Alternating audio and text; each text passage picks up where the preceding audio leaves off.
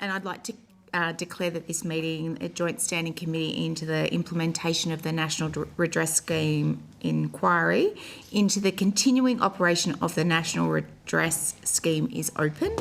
I acknowledge the traditional custodians of the land, the Ngunnawal and Ngambri people, and on the land that we meet today, and pay my respects to elders past, present and all Indigenous peoples across Australia. I remind all present that as Chair, I will ensure the proceedings are conducted in an orderly, respectful and courteous manner, and the hearing will be audio broadcast and the transcripts of the proceeding will be published on the Parliament's website. I invite members of the committee to now introduce themselves, and we'll start down here with the Deputy Chair. Thank you. My name is Dean Smith and a Liberal Senator from Western Australia and Deputy Chair of the committee. I'm Jodie Ballier, the Federal Member for Dunkley in Frankston, Victoria. Yeah, I'm David Shoebridge, a Green Senator from New South Wales. So, lovely to meet you too. So, did you want me to call you Dr. White or Philippa? Philippa, please. Right, okay. So, Philippa, I now welcome you to represent Chewett Place and to give evidence today. And for the benefit of Hansard, would you please state your full name and the capacity in which you appear before the committee? And the hearing is a legal proceeding of Parliament, and it has the same standing as the proceedings of the House. The giving of false or misleading evidence is a serious matter and may be regarded as contempt of Parliament. The evidence given today will be recorded by Hansard and attracts parliamentary privilege. Do you wish to make an opening statement before we proceed to discussion? I do. Thank you, Chair. And my name is Philippa Ann Reynolds White, and I'm the Director of Chewett Place, which is in Fremantle, Walyalup in Western Australia. And I'd like to thank you for the opportunity to appear today. Chewett Place is the WA government-funded support service for care leavers, including forgotten Australians, former child migrants, members of the stolen generations and other people who experienced out-of-home care as children.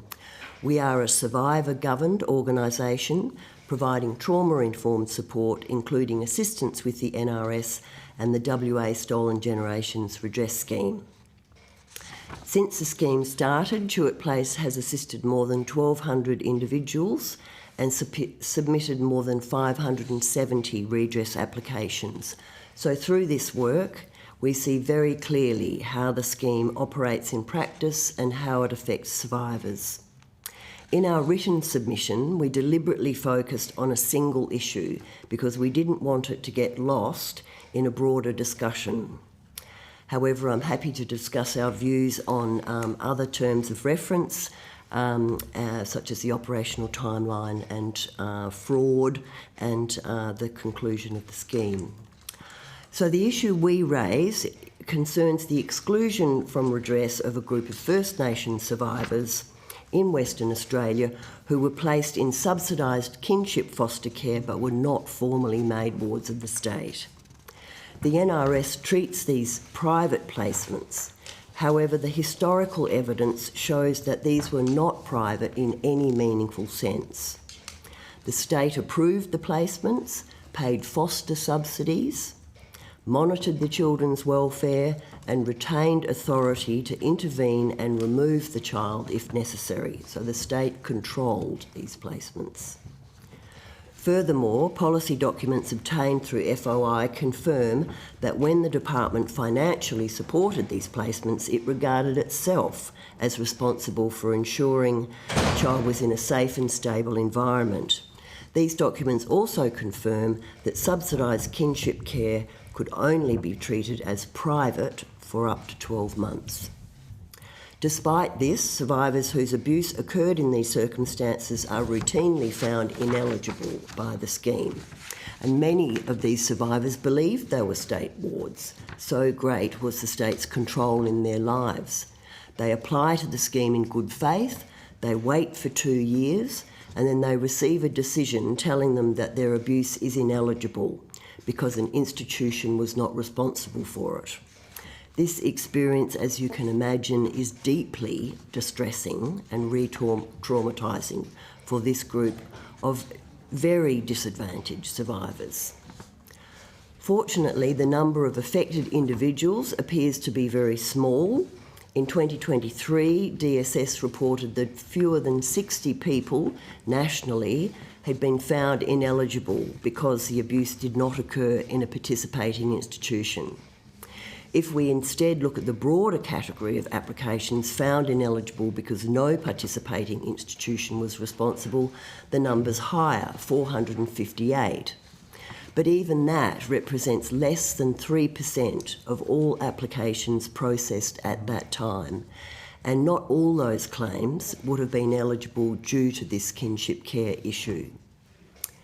Addressing this issue should therefore be straightforward and would not require legislative change.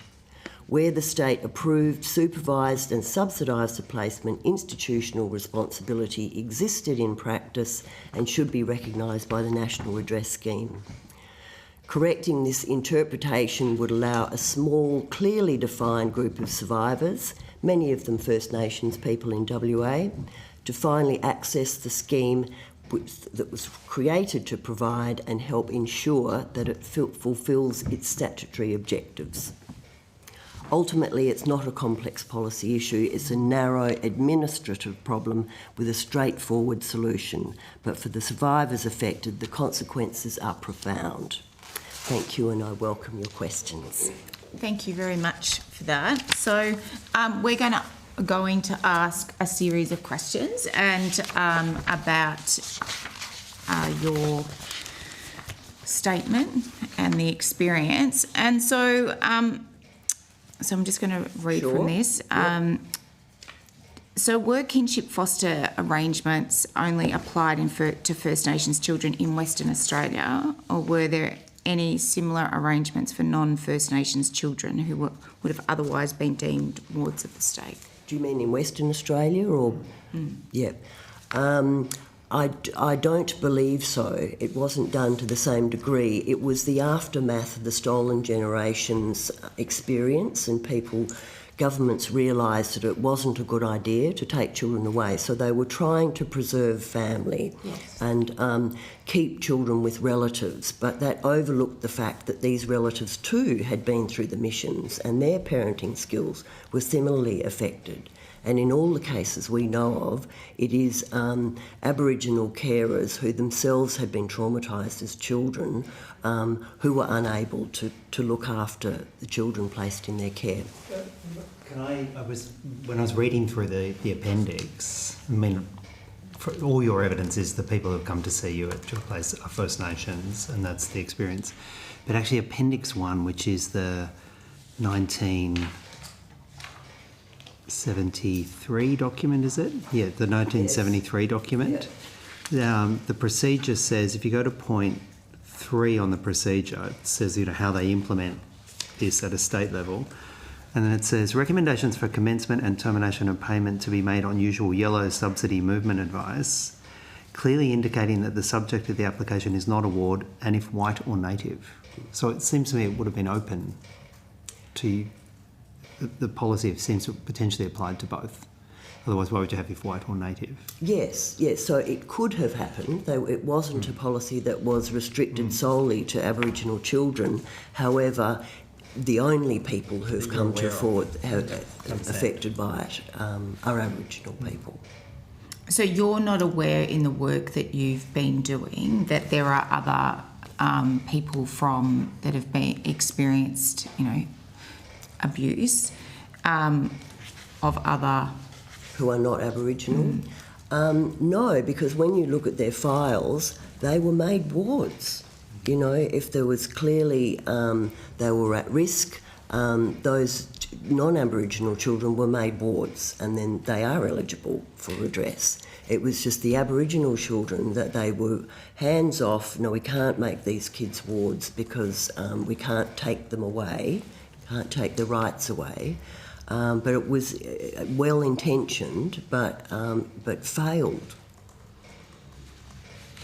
So that the kinship care was the process or the next step for them. Yeah.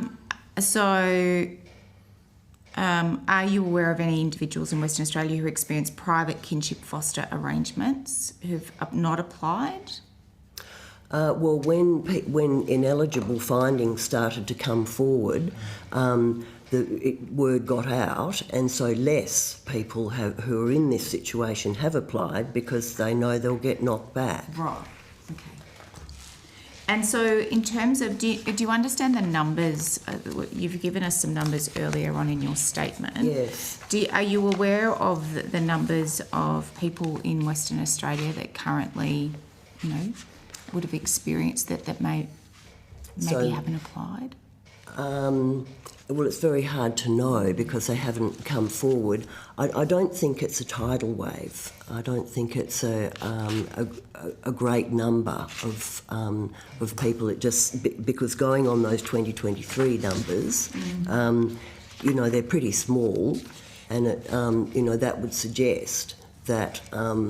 Even if there's a group of people out there who then didn't apply because they heard they would be found ineligible, that is not a massive cohort of people. Dean, did you want to, I know you've had a fair bit of involvement with Tuart Place. Would you like to... I do. Just perhaps you could share with us what you understand the attitude of the WA state government to be to this matter. Well, the WA inquiry, which was held in 2024, looked at this issue, and the committee, recommended that this group of people be made eligible.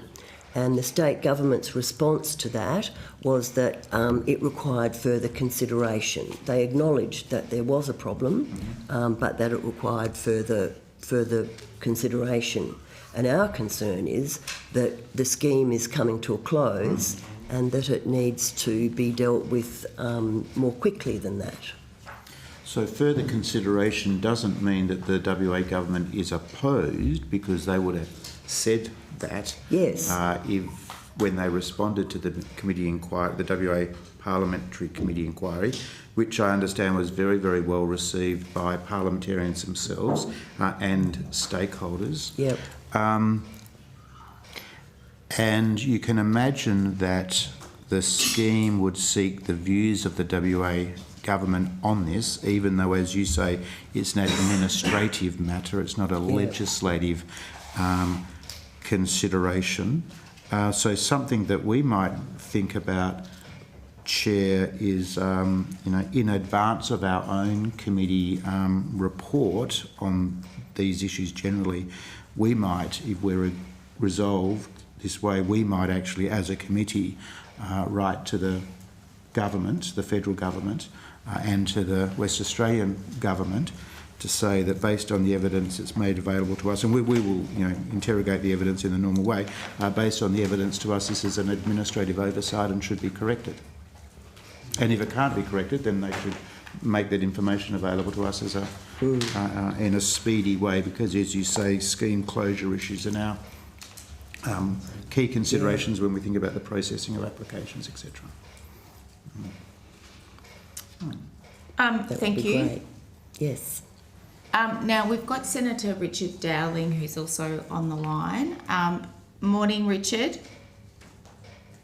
Good morning. Apologies for the technology issues. That's all right. Do you have a question for Dr. White? Look, I've just, having read the notes, and apologies, I did miss the introduction, so apologies if I'm repeating something you've already said, but I understand the number of people affected is relatively small, and if the scheme were to recognise these placements as an institutional responsibility, is there an estimate of how many additional survivors could be eligible for redress? It is difficult to assess the actual number. We're fairly certain that it's not going to be large, because going on the 2023 numbers provided by the WA government and by the scheme, there was, less than 3% of applications that had been processed had been found ineligible because of no institution was responsible. So not even that whole 3% would have been due to the kinship care issue, because that covers all ineligibility for that reason. So, perhaps it would be fair to say 2% of applications that have been processed and found ineligible would be in this category. Okay, that's helpful to understand. Thank you. Dean, you had another question? Yes, I do. I thought, thank you very much for Tuart Place's evidence in regards to that discrete matter, but I thought, if I may, I might just turn to matters around find and connect. So I'm grateful for the opportunity that Minister Plibersek provided to me to have a private briefing with DSS officials about where find and connect was up to, and I'll come to that in a moment. But can you just share with us Tuart Place's experience and sort of how you would like to see the find and connect arrangements improved to deliver better services to survivors? Yes, thank you. Find and Connect, as you know, is the national program that provides support to care leavers, and Tuart Place has never been able to be to access Find and Connect funding or be part of that network. We were originally refused entry to that group on the basis of a perceived conflict of interest, which was that I had previously run a service for survivors of abuse in Christian Brothers institutions, which had always been independent, confidential, separate services. And also the building we were in was owned by the Christian Brothers. So that was used, I believe, to exclude us from that program. There was absolutely no substance to it, and DSS has now recognised that in writing, that we do not have a conflict of interest. And so what happens now is that Find and Connect is the go-to referral point at a national level for activities in the care leaver sector. And because we're not a Find and Connect service, we are not part of that. If someone's looking for a care leaver service because they're an aged care provider and they want to gain specialisation verification in that, in working with care leavers, they'll look up a Find and Connect service and there won't be one that has an aged care finder, because Tuart Place is the only one in WA that has aged care specialists. What it also means is that if people want to access Find and Connect services and they are a Tuart Place participant, they have to go and tell their story to a stranger at Find and Connect WA, re-engage with a service that's not familiar to them, and as we all know, that's not ideal for survivors. It's half our board are people with lived experience of out-of-home care. We are a survivor-led organisation. The service was started by a former child migrant. It's always been deeply galling to our lived experience members that the federal government has seen fit to exclude them from this important program because they're seen to be inappropriately connected to the Christian Brothers. I mean, at that stage, in the early days, 4 of our board members were survivors of abuse in Christian Brothers institutions. They would be able to pick if there was a conflict of interest there. They are the experts on that, and it's a continuing source of distress that Tuart Place is excluded from that program on a false allegation. So the Find and Connect program is a $5 million annually funded to the tune of $5 million across 12 services. That funding has just been extended out to, I think, 2028. Yeah. But a key point here is that existing services have been had their funding existed. No new services were invited to make application to see whether or not they might be able to provide a better service or to access part of that $5 billion annual funding. Why is it important that there be some competitive process in regards to whether or not service providers are still suitable to provide that, and why new services shouldn't be added to that mix within that $5 million contribution. Or even if not competitive, just a kind of review and some kind of opening. Yeah. Yes, yeah, and some recognition that there could be other providers, like survivor-led organisations, that would be an asset to that group. I mean, we've never been able to be part of the Alliance of Forgotten Australians, which is the national survivor forum that speaks on national issues affecting care leavers. And so no survivor associated with Tuart Place has ever been able to be part of the Alliance of Forgotten Australians. An open scrutiny of the existing services and the opportunity for other services to be a part of it is obviously desirable, rather than the same closed shop just rolling on for the last 14 years without the opportunity for anyone else to add to it. The Department defends its decisions by saying that extending existing arrangements ensures service continuity, maintains established therapeutic relationships, and avoids the re-traumatisation associated with reassessment, retelling of experiences, or transitioning to unfamiliar providers. What's your response to that? Well, it's not accurate to say that people would have to go to an unfamiliar provider. Just in the last year, we had to provide a direct service to 900 care leavers.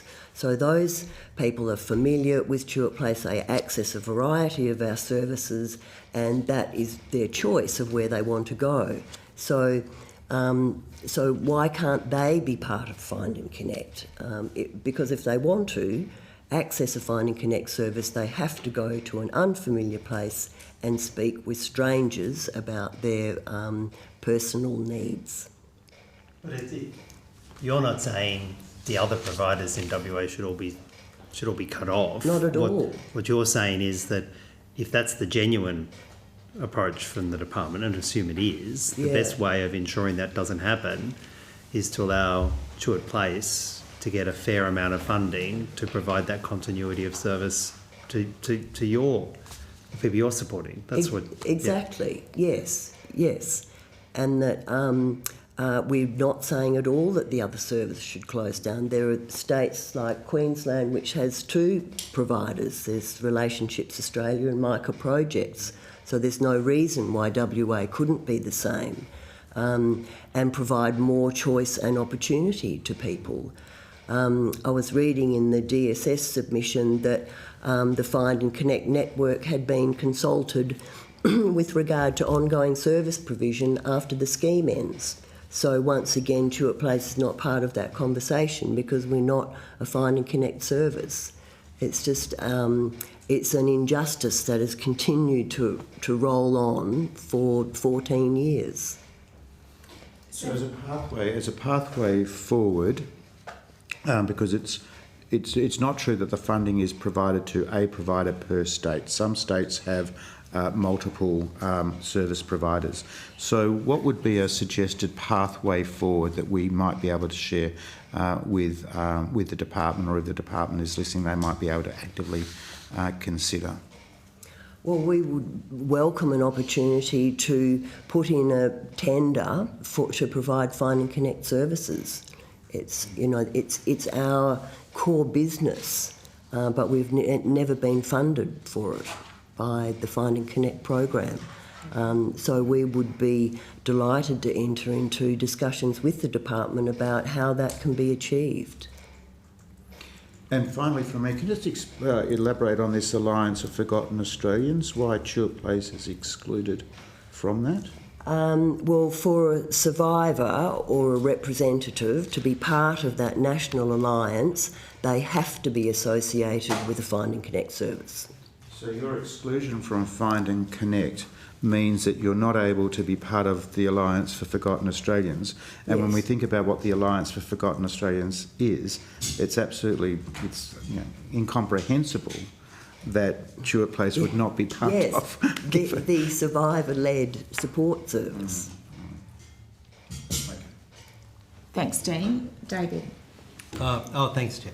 And thanks for being here and coming all over from WA for this. And to anyone in WA who's up watching early, thanks to everyone from Chewett Place and for all the work you do.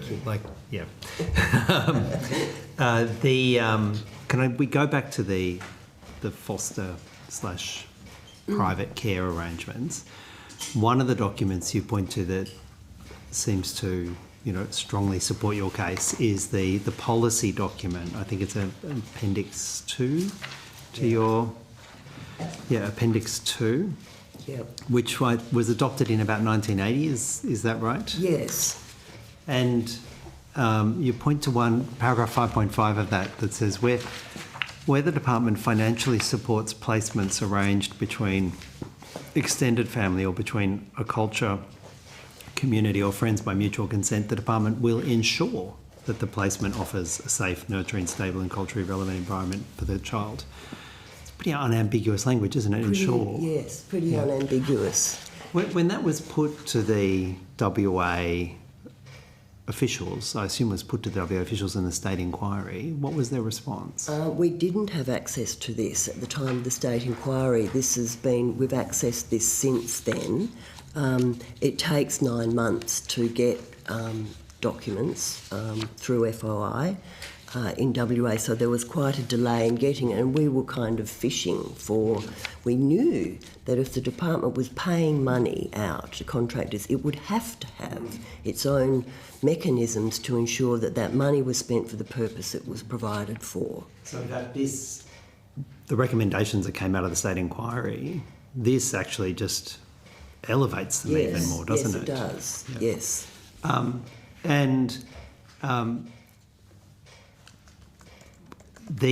What would have to happen, sort of institutionally or legally, to have this cohort of survivors covered by the scheme? What steps would have to be taken? Well, I believe it would be very simple. The problem has been that these placements have been characterised as private, and so that misnomer has led to a belief that the department wasn't involved. And when we get statements of reasons for applications in this group, it says the state only paid a subsidy, and that was all their involvement was. It was a private placement, but. Just intuitively, that can't have been the case, that there would have had to be checks and balances, and then these documents actually set it out. Do you know if the scheme has made any decisions having had the benefit of these documents? No, we've done 2 appeals for people who've been found ineligible, providing these documents and pointing out that they weren't private placements. The government, the department was enormously involved in these children's lives. They were ensuring that the placement offers a safe, nurturing, stable and culturally... They were ensuring that. They were. There's no failure of duty of care. It wasn't negligence. They were in there. There's case files that show that. And then what's the state of those appeals? They've yet to be returned. Do you have any sense about what the time frame for those would be? Appeals can take, 6, 8, 12 months. And do you know when they were lodged? I'm sorry to pepper you with questions. No, we haven't had this for that long. Yeah. August last year we got it. So the 2 appeals went in within the last 2 months. Yeah, and one thing we might ask the department, given there's a large cohort potentially impacted by this, not a massive but a significant number, we may ask the department to expedite those appeals. That would be wonderful. Yeah, that would be really appreciated. I mean, as you said that, I can just think of the look on the face of Samantha, who... was just devastated to find out that after all she'd been through, that the scheme was saying that she was not entitled to a payment. If anyone's entitled to a payment, she is. And I think us remembering just what an extraordinarily emotionally draining, incredibly vulnerable moment it is for somebody to tell their history, to have some trust in a scheme that's been established, and then to have it denied. Yes. Can you just talk through what that means for survivors? It is. There are no words to really capture it. It is soul destroying. These are very vulnerable people whose lives have been affected in every way. They pin their hopes on this as something, could they get their teeth fixed? Could they get a camper van to live in? Could they, get some bit of improvement, some money for the kids? And they fairly, justifiably believe that they're eligible for it. Their sexual abuse and other abuse was appalling. Their childhoods were unimaginable for us.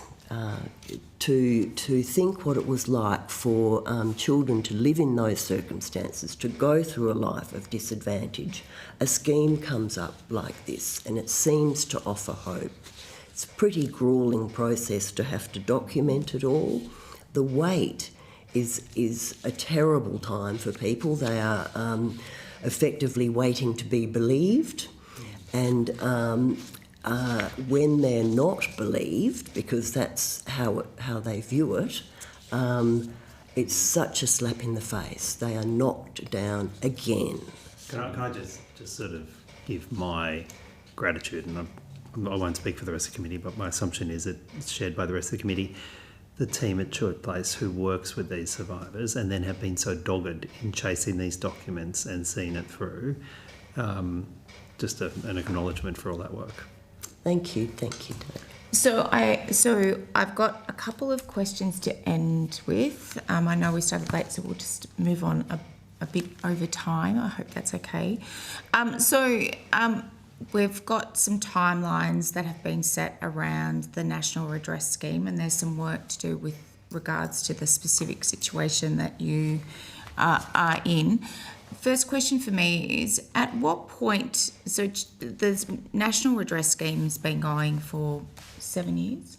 8 years? 2018 it started, yes. yeah. So my question to you was, at what point did you discover this barrier or block for those clients that you've been working with? It would have been about 4 years ago that it first became apparent to us that that this was an issue. It took us by surprise too, so we would go through the standard process of putting in an appeal, or a review as it's called, and wait for that to come back, and then for probably those 5 or 6, the outcome was no different. It was once again a refusal. Right. Does that answer your question? Yes, Sorry? yeah. I just sort of, at what point did you identify that this was a barrier to receiving redress for those people that you were looking after? And No More recognised it at about the same time, and they've Right. done submissions on this issue too. And these people that you've been supporting, they haven't received redress from anywhere else within the Western Australian government? There was a Redress WA scheme back 2008 to 2012. Some of them have applied for that, but they are a younger cohort. So the ones I'm thinking of, like Samantha, no, they haven't received any payment from anywhere. And they're also too young for the new Stolen Generations Redress Scheme that's been introduced in WA, Yeah. A double whammy. They were pre-1972, they were born after 1972 or taken into care after 72, which is the cut-off date for the Stolen Gen scheme. So they really miss out. And sometimes some siblings, because it was before 1972, have access, and some siblings who had almost exactly the same pattern through life after 72 don't get access, and that unfairness too. Yeah, really unfair, really arbitrary. So obviously you've had experiences with the scheme in and of itself. So do you have any feedback for us in terms of, thoughts, suggestions around what we need to be focusing on? So we've got the scheme ending next year in June with a potential expansion for to get through the cases that we've had lodged, what would you be recommending to us as a community as priorities outside of advocating for Tuart Place? For support services, communication is a big problem. There's no direct phone line. If everybody uses the same 1-800 number, staff routinely spend 40 minutes making a series of phone calls trying to get through. There's no voicemail now. You just ring for 10 minutes and then it cuts out. So you just have to keep doing that until you get to someone. It's worse for people in WA because we've got the 3-hour gap. We miss out at the end of the day. We welcome the introduction of some communication by email. There's a secure mail pathway set up so we can lodge applications and appeals by email rather than having to post them. That's come in the last year or so. But we would really welcome a broadening of the email system so that bookings for acknowledgement calls could be made by email rather than having to wait so long to get through to just for that simple task. That would really help expedite things at this stage. We do have concerns about what will happen with people who come forward towards the cut-off date who need records to know where they were. You know, the records take 9 months to a year to arrive. So we hope that those people won't be disadvantaged by that because they may not be in a position to submit an application prior to the cut-off date.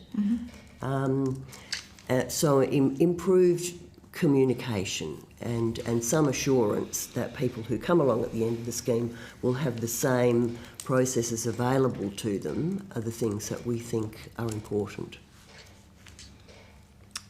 Have you got any further questions? Finally, just for me, the Australian National Audit Office conducted and released its inquiry into the operation of the redress scheme. Do you have any observations about that report? Were there any surprises in the report? Unfortunately, did it confirm what you might have been experiencing anecdotally, or in fact, because of the work that Tuart Place does? Any observations you'd like to make? Yes, thank you. It was disheartening to read that report. It indicated that there had been a series of initiatives that the scheme had said that it was going to do that just simply didn't occur. And that deadlines hadn't been met and tasks hadn't been fulfilled. I mean, I think that it's a very difficult job they've got to do in there, and they meet with a barrage of people's frustration and anger because of the length of time and the nature of the scheme. I think to some degree they're traumatised by that, and that they've sort of, to a degree, shut down in response to that because there were key measures that just didn't happen. Agreed.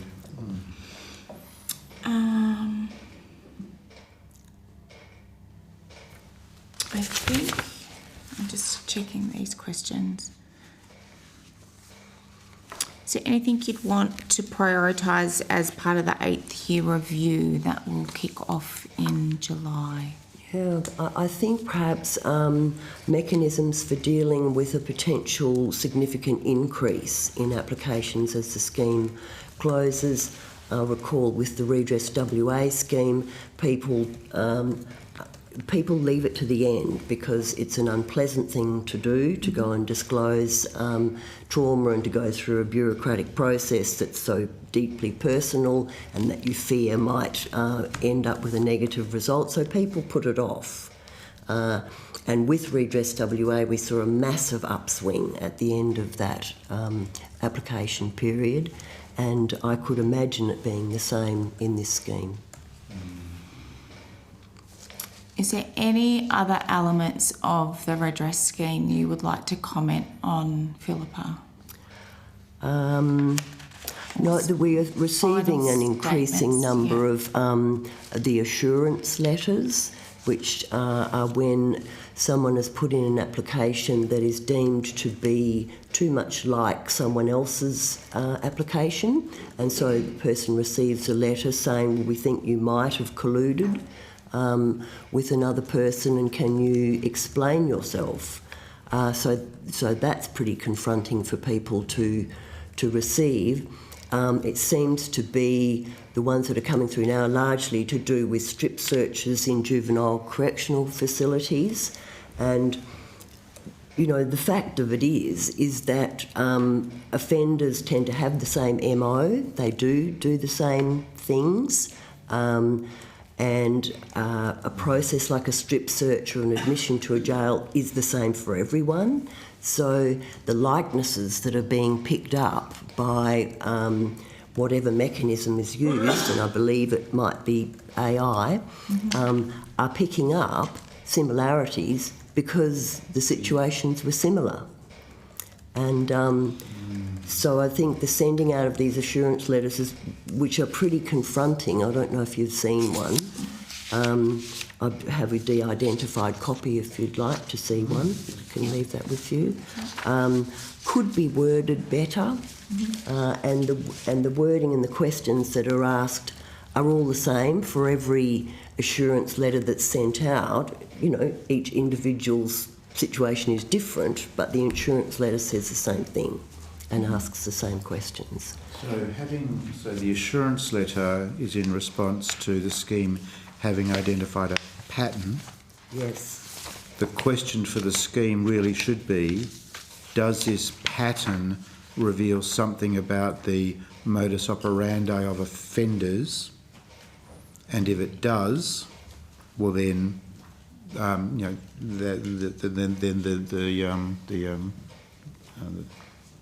the assurance letter should be treated with more care and caution, because so having identified a pattern, it sounds like they're not attributing that, they're not thinking about that pattern in the context of an offender. Yes, acting in a patterned way. Correct. Because of the situation, the institution and the approach of that person. Yes, it's picking up something because there were similarities. Yeah. If there's nothing else you'd like to add, Philippa, I just want to acknowledge the work you've done to get here today and travelling all of the distance, and the work of Tuart Place with survivors. It's difficult work. I've worked in the community sector for 30 years and in domestic and family violence, and have my own lived experience, so I understand, you know, it's difficult work, and appreciate all that you're doing and that of the staff. Dean, Thank did you you very much. want to? Perhaps briefly on some positive news, you might want to share with the committee the exciting news about Tuart Place's permanent home, which has sort of always been its home, but now it's permanent home. Yes, it's a building we've been in for 20 years, and it's very familiar to survivors. It's an old pub in Fremantle, Walyalup. It's become a real second home to thousands of survivors over the years. We were threatened with eviction in 2022, and we've had a pretty unnerving few years since then, but it's been purchased by owners who are very keen for us to stay and to expand our footprint in that building. So it's wonderful news all around. That's exciting. And I have to thank Senator Smith for his championing of Tuart Place during that process. It was outstanding. We had a wonderful event on Monday in Perth at Tuart Place, and as Pip shared with people, tremendous sigh of relief. Yes, yeah, it was such a joyous occasion, wasn't it? Yeah. Well It's done. great news. And nice work, Dean, in your advocacy, I'm sure. So thank you. Wonderful. Now, I just need to do my official statement to close. Thank you for your attendance today. Philippa, you will be sent a copy of the transcript of your evidence, and we'll have an opportunity to request corrections to transcript errors. Please send your responses to any questions taken on notice during this hearing to the Secretariat by close of business on the 27th of March. I don't think we've got any questions though. And I would like to, and I think that's it. Yeah. So, yes, Wonderful. thank you. all. Lovely to Appreciate meet that. you. Thank you. Yeah, we've tried getting in touch with her office. I think she might have had the wrong details. Thanks.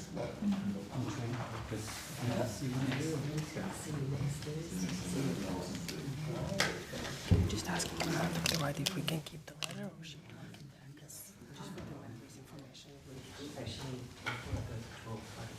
back.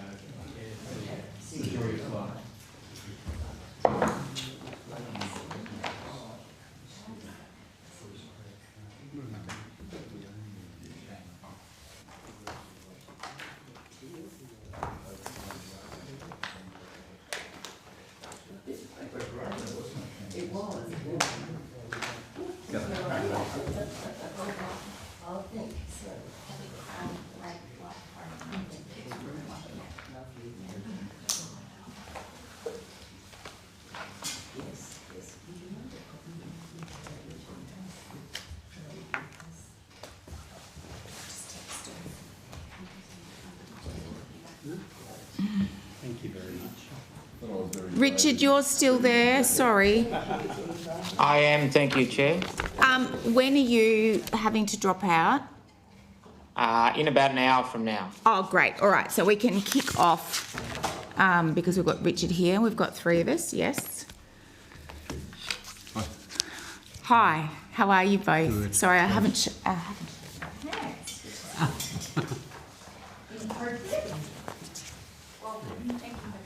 And thank you for inviting us. That's a pleasure.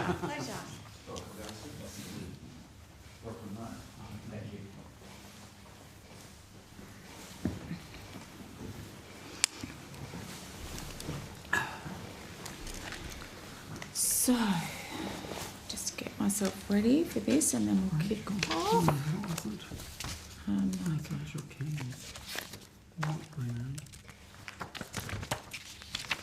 That's all right. So, Mark and Darcy, you're happy for me to use your first names? Yes. Beautiful. All right, so I just would like to call on the representatives from Micah Projects, Mark Rimmers and Darcy Orr, to give evidence today. For the benefit of Hansard, would you please state your full name and the capacity in which you appear before the committee? This hearing is a legal proceeding of the Parliament and it has the same standing as proceedings of the House. The giving of false or misleading evidence is a serious matter and may be regarded as a contempt of Parliament. The evidence given today will be recorded by Hansard and attracts parliamentary privilege. Do you wish to make an opening statement before we proceed to discussion? Yes, we do. Thank you. So my name is Darcy Orr and I'm the cluster lead of Lotus Support Services with the community support organisation Micah Projects, based in Brisbane. So Micah Projects has provided support to over 6,000 forgotten Australians since its inception, but what that means is over 30 years of work walking alongside victims of abuse, adult survivors of childhood abuse in institutional settings. During the length of the redress scheme, we have supported over 1,200 people to consider or make submissions or applications to the National Redress Scheme. We've supported many adult survivors of childhood sexual abuse in various royal commissions, commissions of inquiries, parliamentary inquiries, national apologies. There's a whole range of formal processes in which we've provided support to people over the 30 years of Micah Projects. I would just like to really quickly and publicly acknowledge in Hansard that today marks the final day of our CEO, Karen Walsh, entering into retirement. Karen took every one of those steps over 30 years to support forgotten Australians and victims of childhood abuse in institutional settings. And I think just to have that publicly recognised in Hansard is important. She's just about one of the best people that exists in the sector. We would really like to acknowledge the profound potential that the National Redress Scheme has in offering people to experience a sense of justice, sometimes for the first time in their life. That is very real.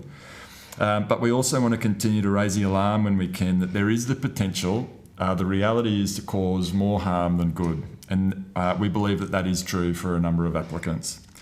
There are three key areas that we'd really like to address, but I'll hand over to my colleague Mark Reimers, the team leader of the redress team.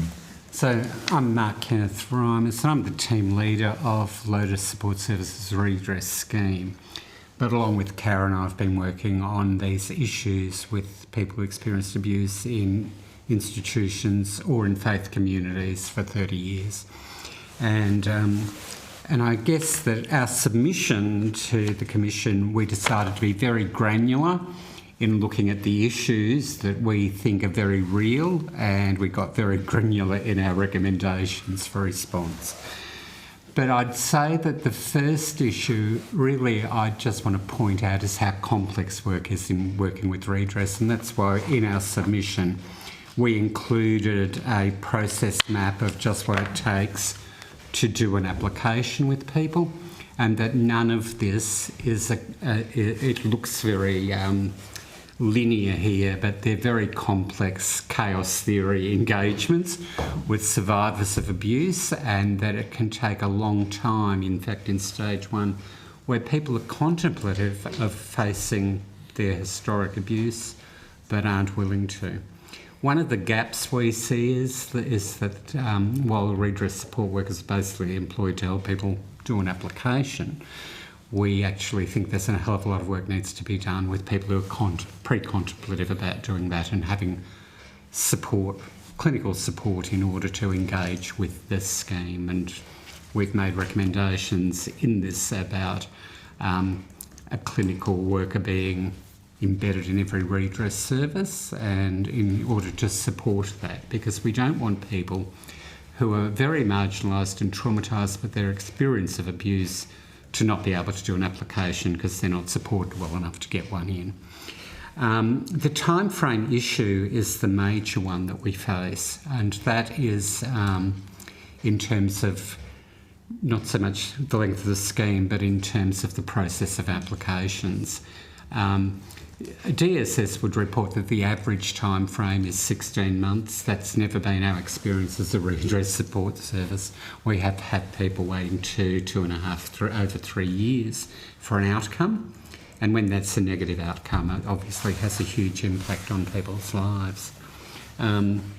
So the claim that 16 months on average doesn't support the reality of people's experience of waiting years and years and years. And what happens in that time frame is that after about 18 months to 2 years, definitely over 2 years, we have a huge increase in lack of well-being of participants who don't feel believed, don't feel supported, increased mental health issues, increased relapse into drug and alcohol use that they hadn't done for ages, and increased suicidality.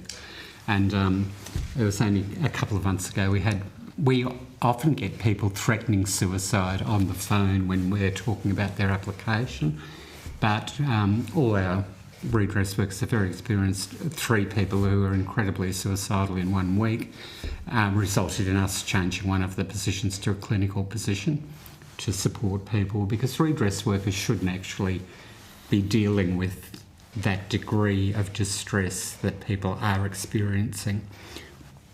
So I think one of the issues for us is that when people are in that holding pattern for so long, they need an awful lot of support, which means our redress support workers can be holding maybe 100 people in a caseload where they're trying to get back to people, giving them information, but we actually can't get through our wait lists as a redress support service because we're holding so many people for so many years to get an outcome.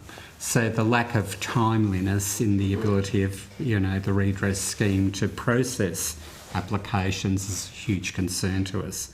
I know they're under stress, but redress support services nationally under a great deal of pressure to support people rather than do applications. So we're clogged in a holding space for people rather than that. The other issue that we see as very fundamental is access to information. Most people don't know the redress scheme exists. You talk to people in the street, you talk to your friends, nobody's ever heard of it. They don't hear about it. So there's been very little done in terms of engagement. We work with vulnerable cohorts, homelessness, First Nations people, LGBT community, the deaf community, all sorts of people and we can't actually go out and drum up new business and tell people about the scheme because we don't have the capacity to cope with our waitlist currently.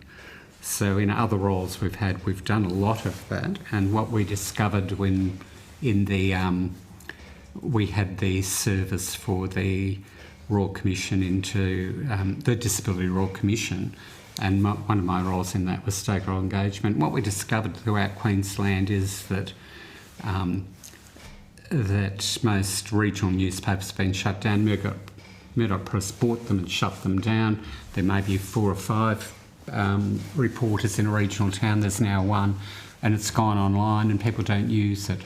What we discovered was every country town and every region has a Facebook page, and what we did with that was pay them to actually put advertisements in that about the Disability Royal Commission in order to engage with people. A very successful strategy, because you would see the post saying, "Hey Mary, does this apply to you?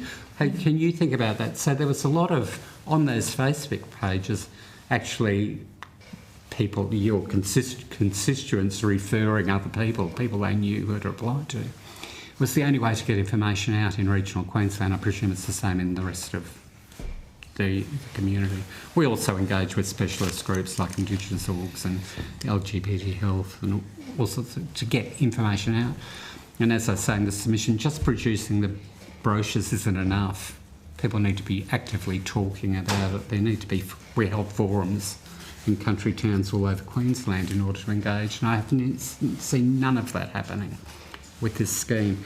So that my fear is that there are many people who can access this who will never access this because they will never hear about the scheme existing. So that's a real problem for us. The other major issue, the third major issue, is the independent decision makers' decisions. And we've seen a distinct change, as Pip alluded to in her presentation, that there's been a distinct change from reasonable likelihood to much more of the beyond reasonable doubt requirement for something to get through. So we've seen an increase in the number of rejections, and the wording of those are appalling. It often says things like, we consider this application to be the likelihood of abuse occurring being remote and fanciful. So after you've waited 3 years, you get told that, the likelihood was remote and fanciful. There are lots of problems with independent decision makers' decisions. The one I thought I would highlight as an example of this, and why we have so many appeals, and appeals take a lot of time and effort. It takes as much time for us to assist somebody to put in a review as it does to do an original application. This is a 6-year-old with a disability in a sort of one of those, I won't name an organisation, but one of those places kids from the country went for support. Groundsman sexually abused a 6-year-old, right? This is the statement of reasons from IDM. It does not seem likely that in a garden shed full of lawnmowers, picks and shovels and other groundkeeping equipment and tools as described by the applicant, there would have been a lounge. Now, they obviously happen to have been to a groundskeeper's thing in Queensland, where it's 36 degrees in summer and the person's been mowing for 2 hours. They go into their shed and there's a lounge because they lie on it and have, So that's a reason to knock something back, along with the applicant stated the shed was connected to the kitchen via toilets. This would have made it easily discoverable. Well, do you understand perpetrator behaviour? And then it's unlikely the person stayed in the applicant. He also sexually abused this person in their bed in the dormitory. That the person would have been working long hours and would therefore not have been in dormitories late at night when everyone was sleeping.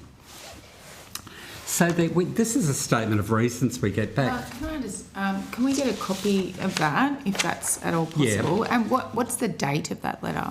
That is 23rd to 12th, 25, so December, just before Christmas. It's a lovely thing to get as a Christmas present, you know. But these are the sorts of things we get all the time. In fact, this particular IDM is known to us, to No More Legal Service to People with Disability Australia, as, you know, having these statement of reasons, but also the remote and fanciful ones that cause an enormous amount of distress. Now, when they get that, there's a problem in that there's no one there to support them. The department did a trial on, the scheme did a trial on not doing outcome calls. So they simply send information to people now. Now, they say they don't always do it and it's near the outcome. But I've de-identified this. This is what someone receives in the mail for an outcome. It goes on and on and on and on and on. And many of the people we work with, particularly institutional abuse, which is probably Micah's specialty, is that they have very poor literacy skills. They don't understand a word of this. And so we try, and because it's a legal document, we try and unpack it. We often get told, like, cut the crap, just tell me, where do I sign for the money? They don't want to know this, but the lawyers have gone mad on this. And this one actually contains about 10 pages of all the Catholic institutions you can't go for if you've... This is 1, 2, 3, 4... We're up to 34, 36 institutions that are covered with you not claiming any redress for is in this. People get really traumatised by these documents, and now there's not even an outcome call to say, well, you have got an outcome, thank you. I mean, there's one... So that is a positive outcome or a negative outcome? This document? one was... they got over 100,000. It was a positive one. Mm-hmm. And they say they don't. They say they're still doing calls if it's a negative outcome, but it's a traumatic document that in no way is trauma informed or trauma sensitive if it's not unpacked with somebody. So if you just get that in the mail, people are confused. The other thing, there's no logic in how you tick off a requirement. So you've got to cross boxes or leave them blank, rather than tick that, yes, I do want money. Because the people we want aren't very program logic in terms of forms. So we often have to support people who've said they don't want money to go back and say, well, we do want money. So you've then got to enter in another process. Just because the forms have been done by someone who is very clever at forms but isn't clever at understanding people who don't have basic literacy. So these are some issues with both the independent decision making and the outcomes that we face on a daily basis. So we've made recommendations about that in our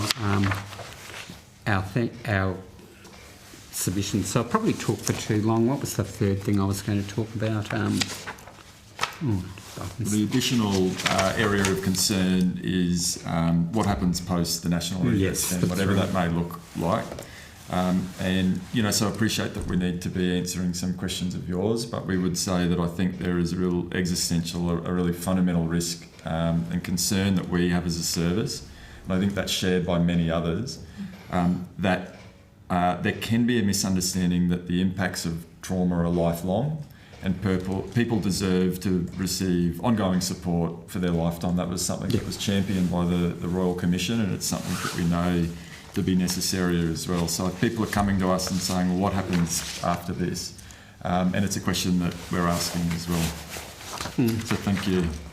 Thank you both for the very real examples of some of the limitations. So I appreciate that, Mark. I think I've got a few questions. I'm sure Dean does too. And Richard is online up here. We can't see his face. No, that's okay. I am here though, Chair, and I will have some questions too. Thank you. All right. Do you want to kick off now? Sure, thank you. And look, thanks for the workflow map there and then sort of articulating it more. I didn't really appreciate how complex it really was and what that means for people to go through that process. Your submission sort of then argues that the support services are under-resourced in managing with the complexity of these cases, and just looking at what the department response is, that they've highlighted that there since has been several funding increases to try to support that complex process. Have you noticed anything from your experience on the ground that those additional resources have improved your capacity over time to support applicants, or are the pressures still largely unchanged? I think before heading over to Mark, is really working in this on a day-to-day basis. Look, there are some things that just seem fundamentally wrong. An example of that is the access to counselling and psychological care, for example. So it's our position that that component of an offer of the National Redress Scheme comes far too late. So somebody is asked to make a disclosure around historical sexual abuse, often multiple experiences of sexual abuse, often over many years. To only be able to access subsidised counselling sometimes 2 to 3 years after that disclosure, we would say is an incredibly difficult thing. Our ongoing funding has increased, where we've received a couple of other workers, but I would say to you that we have a consistent wait list. We're consistently struggling with the capacity to respond to people with what their presentation is based on that day, and trauma is not a linear type of experience. It depends on how the person's presenting at the time and what type of information they're interacting with on a day-to-day basis. So it's been really good in that we've been able to reach more people. Referrals into our program, we've not done any advertising, and that's because it is all word of mouth, and I think that really speaks to the experience that applicants have and the trust that they have with other family members, friends, to recommend that somebody that they know should then interact with the scheme. So it hasn't seen a reduction in our wait list. We're still having to hold that space for people in a way that is taking too long, and it's very complex and people aren't getting answers. And that's, they're waiting too long for a positive or negative outcome. Well, but, our wait list is 6 to 9 months, and just stays there no matter, who we process. We still have a 9-month wait list on the whole. So that's difficult. And then the change in our workflow really to create that redress worker who's clinical, so counselling and support. And then people hear you've got a counsellor and everyone rings up wanting to refer them for counselling. Well, actually they're just for people in our program who are distressed by that process going on. So she's an additional staff member, she's not doing applications, she's holding space for people and doing some group work around readiness. What does it mean to be readiness? What are the issues? We know you're experiencing distress. How about we do some group work around how to cope with anxiety and whatever, and so then she can walk alongside the redress support worker providing some emotional support. That's why we've recommended that we believe that a clinical position should be a new position in every redress support service, that there's somebody there who can hold space for these very distressed people. The other position we talked about, and we've just received some funding, is the case management, and we put an example of one of our case management position descriptions in the back of this. But the issues that people are facing, they ring up, but they're in a DV relationship or they're homeless. It's the reality of people. They've got a drug and alcohol issue that has resurfaced because they've been contemplating doing a thing. And so we really need some case management to walk alongside that in order to get that sorted, in order for someone to do a redress application. You can't do a redress application if you've got all that stuff. Now, I think I included the quote in that, was people think we should just be referring to other services. They don't exist. You can't get into another service very quickly at all, or if you do, you need someone to navigate it. Quote in here, don't tell me about a list of services that might be able to help me. They don't. I've tried them, So you actually need someone to navigate the service system with them in order to do a redress scheme.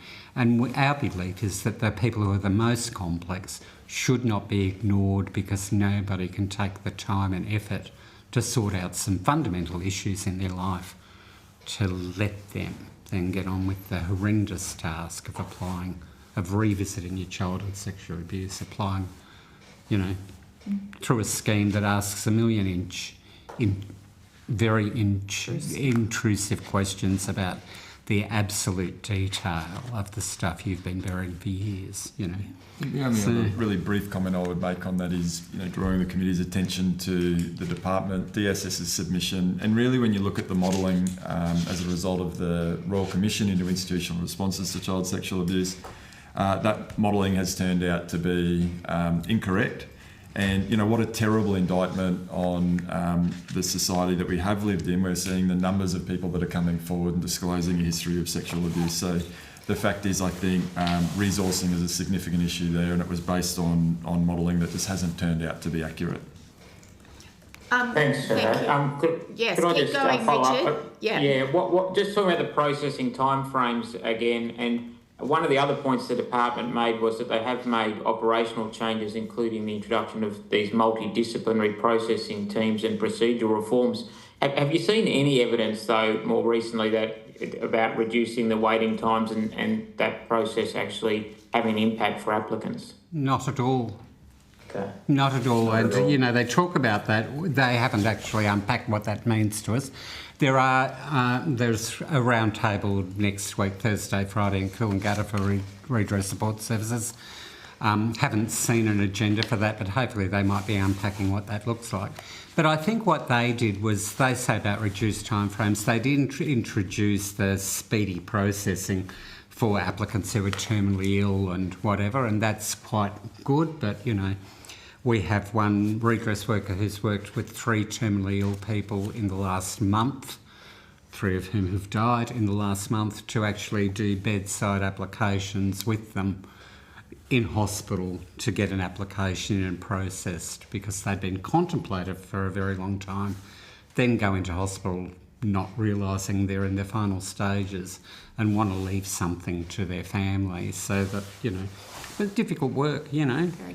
It's very difficult work to do that. And then who helps the person do a will so this goes somewhere? Well, you know, luckily, you know, Mercy Foundation sent some people in to work with the guy to do his will, so that all got sorted right at the last days. But it takes coordination, a lot of effort to do that stuff. And, you know, our staff always step up above beyond in terms of doing that additional work that would seem to be outside the realm, but if you actually want people to put an application in, you've got to do it. Look, I think that it's true that there have been some mechanisms that have been introduced, but I would say that I think some of those the efficiencies have been offset by some other processes within the scheme. So to give an example of that, a really basic one is, the removal of a voicemail system when calling schemes. So there was an example yesterday of a colleague having to call 3 times, 10 minutes, and then it rings out. So 30 minutes to try to get an urgent decision that was made. That doesn't make the process go any faster.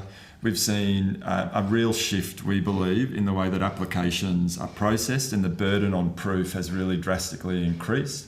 To us, it feels more akin to almost a litigious process. And it's becoming much difficult. So, you know, while there have been some increased efficiencies, there have been things like email systems have been established so that we can communicate directly with the scheme. We have seen, some increase in terms of the funder of last resort provisions coming on board, and some of those institutions where people were waiting multiple years to get an outcome being addressed. But then, you know, again, a lot of that has been offset by some other processes that make it quite difficult as well. And I can't quite remember, but I think the removal of an outcome call has speeded up process by 11 days, if I remember that rightly, but it's under 2 weeks. If you've waited 3 years to get an outcome and then you don't get an outcome call, but it happens 11 days sooner, I don't think people notice that 11 days. They've waited forever. They'd prefer to get a compassionate response from somebody who can actually... There's nothing in this that says thank you for your bravery in coming forward, thank you for your story, thank you for, you know, telling us the horrendous nature of what's happened to you. It's not a compassionate or a kind response to get this sort of documentation. Whereas some of the people who did outcome calls were just It was scripted, but you would never know. Yeah. They were actually beautiful engagement and positive responses. Now, Mark, Renee is online, and Oh. I think she's got a question. So, Hi, Renee, Renee. would you like to? I know Micah Projects is in your electorate, I think, Renee. So, yes, far away. Thank you very much. Hello, Mark. And hi, Darcy. Good to see you there. Thank you so much for your testimony. Sorry I missed some of it. I have had technical dilemmas this morning.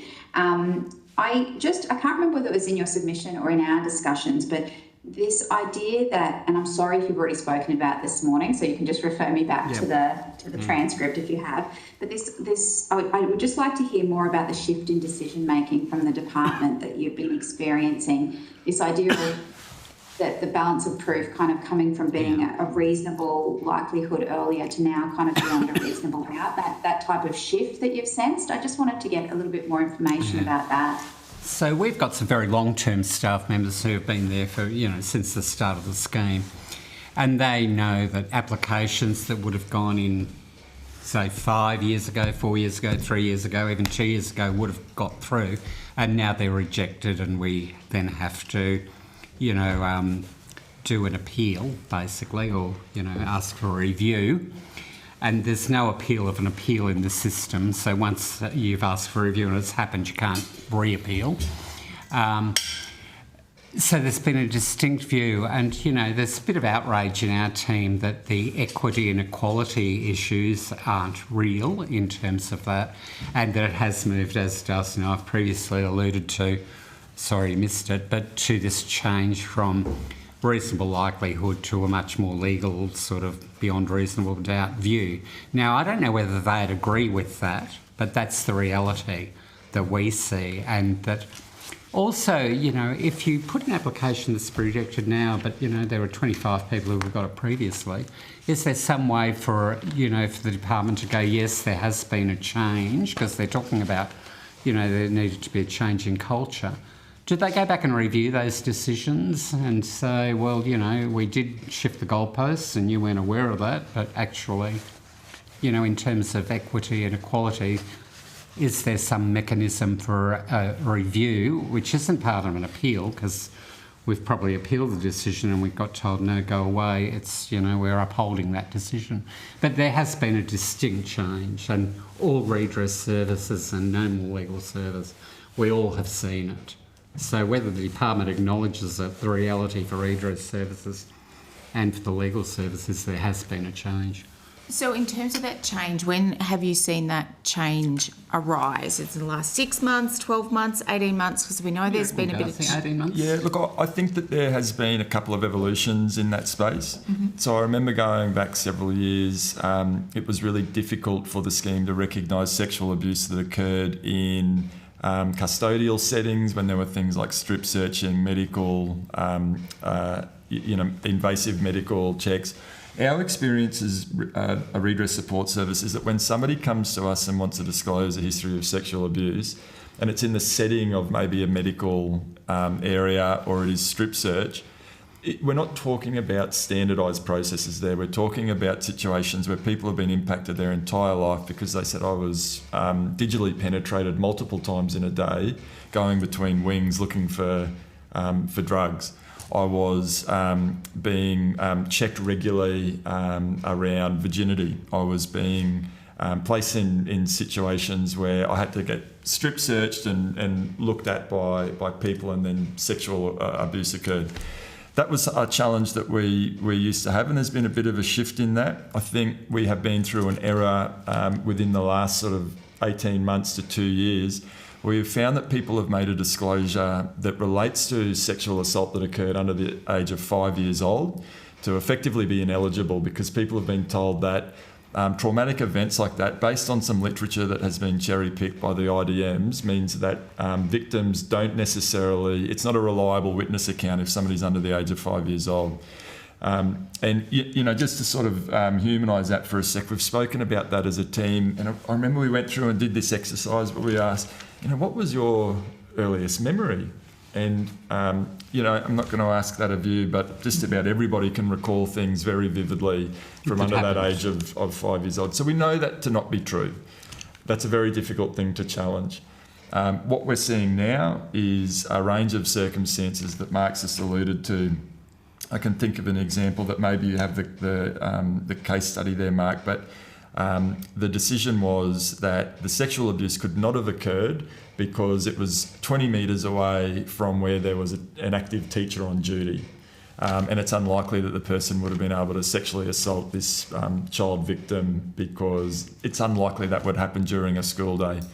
But if you've read the Royal Commission, if we've seen the hundreds of submissions and read the volumes and understand the perpetrator profiles, we know that that is absolutely something that happened many, many, many times. We were talking before, you know, I remember hearing from Robert Atkinson, one of the Royal Commissioners, he said we got to a point where there was no sense in us continuing to hear submissions to the Royal Commission because it was patterns and it was the same information over and over again. So our perspective is that when you see that there are patterns, generally that adds credence to somebody's complaints of sexual assault, but we've seen circumstances recently that, what's the language that's often used? Remote and fanciful. Remote and fanciful. There is that whole thing. I could talk for another hour, sorry I won't, but on them, it seems that many IDMs don't understand basic perpetrator behaviour and perpetrator profiles. We did an awful lot of work with Lucy Faithful Foundation, which was a guy called Ray Wire, who works with perpetrators constantly and the patterns of abuse, the patterns of perpetrating. His research is brilliant on this stuff. It would seem that IDMs just don't understand perpetrator behaviour. While we're on that other thing, and I have to say this, is that when we did the closure of Wilson Youth Hospital, which was a youth detention centre, we worked with a lot of women there. In order to go in there, it's not legislated, it wasn't in regulations, but the policy, I think, was at the time, in the 70s, that any girl going out in had to have a gynecological examination to determine pregnancy or venereal disease. Now, if she wasn't going to cooperate, there would be 5 male warders who'd hold her down while the speculum was inserted. They all say their experience is one of rape. They're outside this inquiry, and I think that's a total injustice for those women because they've lived with those memories. And if they went in 5 times in 2 years, it happened 5 times in 2 years, and they weren't going to cooperate at any time.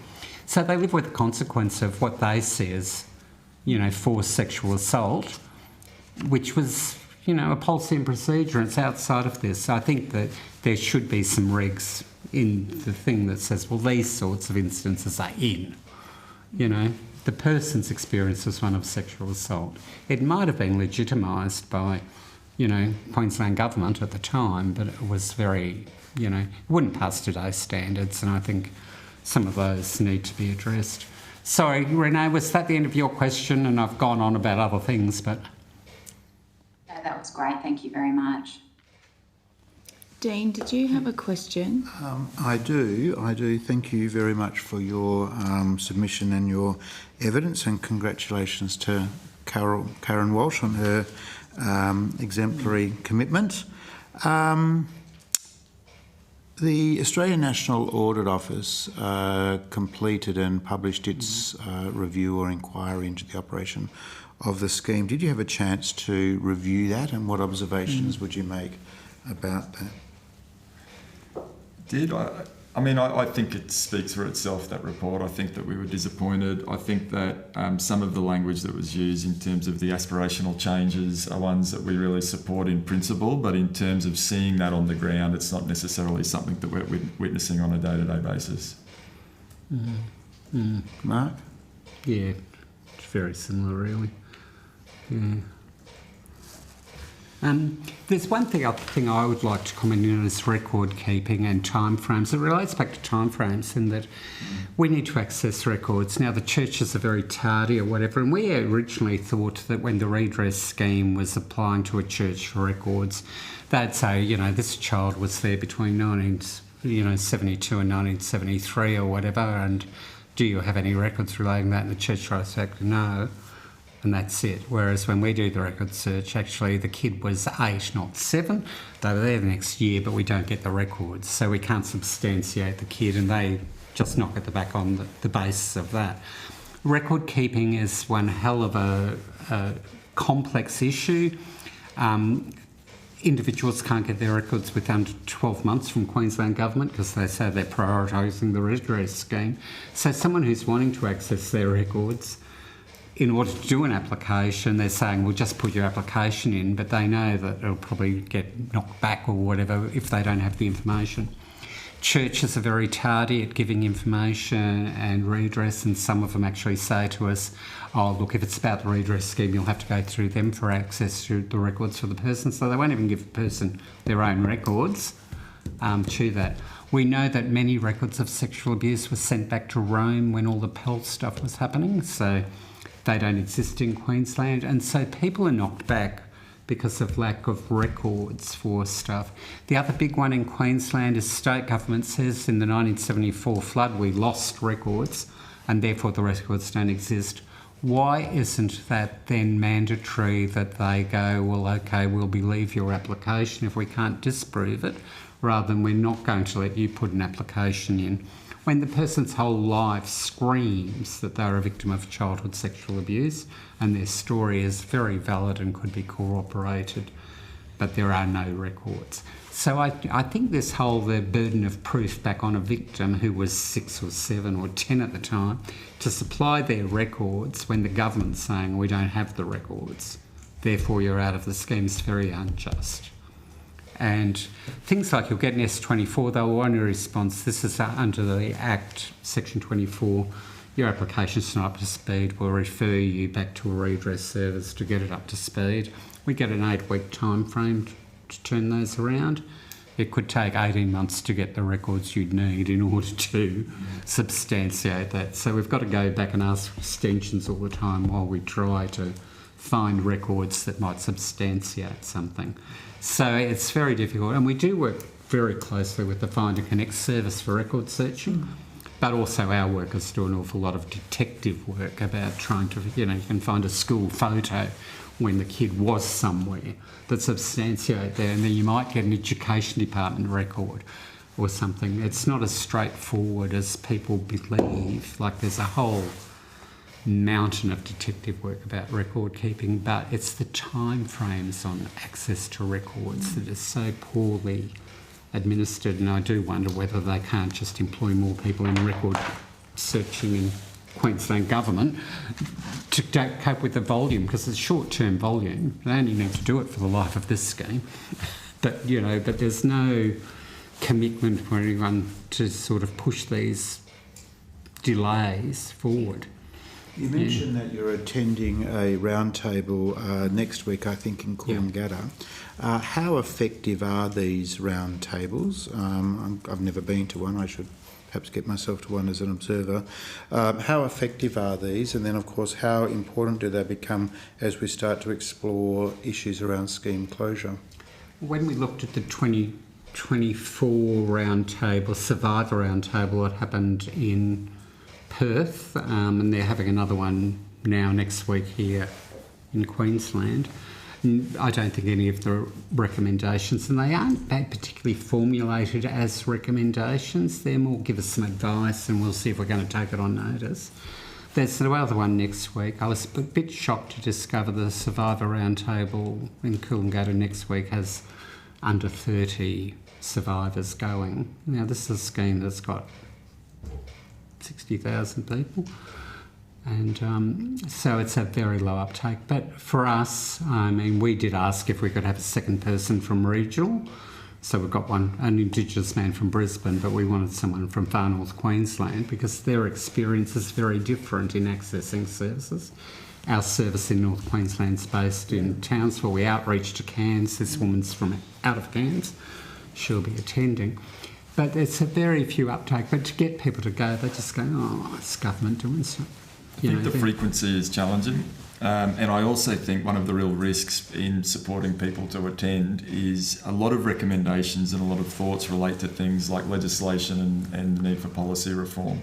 And the prospect of that happening So buoying somebody's expectations is a risk, and I'm not saying that that's necessarily been my experience. I think the last couple of roundtables that I've been to, I think people felt heard. I think they felt respected, but I would agree with Mark that a number of the items that people have addressed, the prospect of that getting changed in a quick, or a timely fashion is very challenging.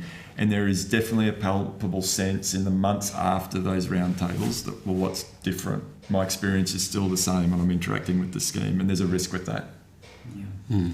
I'm conscious of time. Yes. I suppose I would like to ask you both, with if we can finish off in 3 minutes, priorities for us going forward as a committee. What would the top priority be? I mean, I think the obvious one is we've got 40-odd thousand people awaiting an outcome and a rapidly approaching end date to the scheme. Mm-hmm. Don't have a simple answer to that. I think that there needs to be the consideration of an extension, particularly when it comes to the administrative processing component and ongoing support services to support people through that process.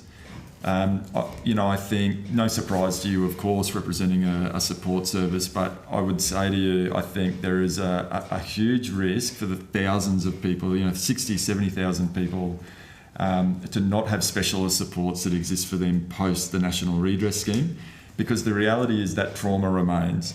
It's incredibly important to receive recognition. It's important to receive justice, which is possible through the National Redress Scheme, but that's not the end of the impacts of that trauma. And I think that needs to be recognised in a way that services are continued to be funded, or specialist support services. I was really, encouraged to hear you talking about exploring Find and Connect with the work that Chewett Place does, because there couldn't be more of a deserving or appropriate service to be able to continue to support people to access things like records. I think, even though you're a Queensland support service, you know the reputation of Chewett Place, which is located in Fremantle, Perth. Philippa has been. I've worked in the sector for about 18 years, and Pip was, an elder statesperson at the time I started. She's done extraordinary work. I think what we really we do advocate for is place-based supports. Who would know better than the community of people than the service, the specialist support service that has been there, for many years. And look, I would say I think that Chewett Place has a really incredible reputation, most importantly by the people that access that service. And we do, because these are national programs, we often have an opportunity to interact, at various forums and settings and that kind of thing. So I think there needs to be an extension. I think we need to continue to support people post that process. I think additional resourcing needs to be provided to the scheme so that they can actually conduct that work. Mark? I think well, we've got many recommendations. It'd be nice if people wanted to endorse some of them, but I know that this also goes to Parliament, and they can ignore your recommendations as well. Sorry about that reality. I think to be fair to the committee, Mark, I think we have a very effective forum to make sure that views are being heard and that the government is being responsive. Yeah. That's why I found, personally speaking, the Audit Office report so disturbing. Yeah. My observation would be that in this sort of situation, you want to be able to trust that people are delivering on things. And I think one of the things we've observed, I think, is that when the redress scheme started, well, many of the staff had been part of the Royal Commission, it would seem, and went over, and they had a lot of understanding, compassion and soul for what they were doing, which over time I think many of them have left. I don't know whether that's through frustration or natural attrition, but there seems to be less I don't know whether understanding, but what I'd like is much more embedded is the lived experience of people, that this is an incredibly traumatic thing we're asking people to do, and that policies, procedures, things like timeframes need to reflect being kind and compassionate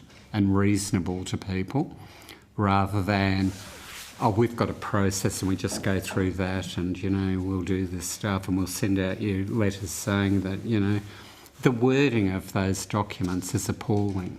Anybody who looks at it reels with someone being told that it's remote and fanciful.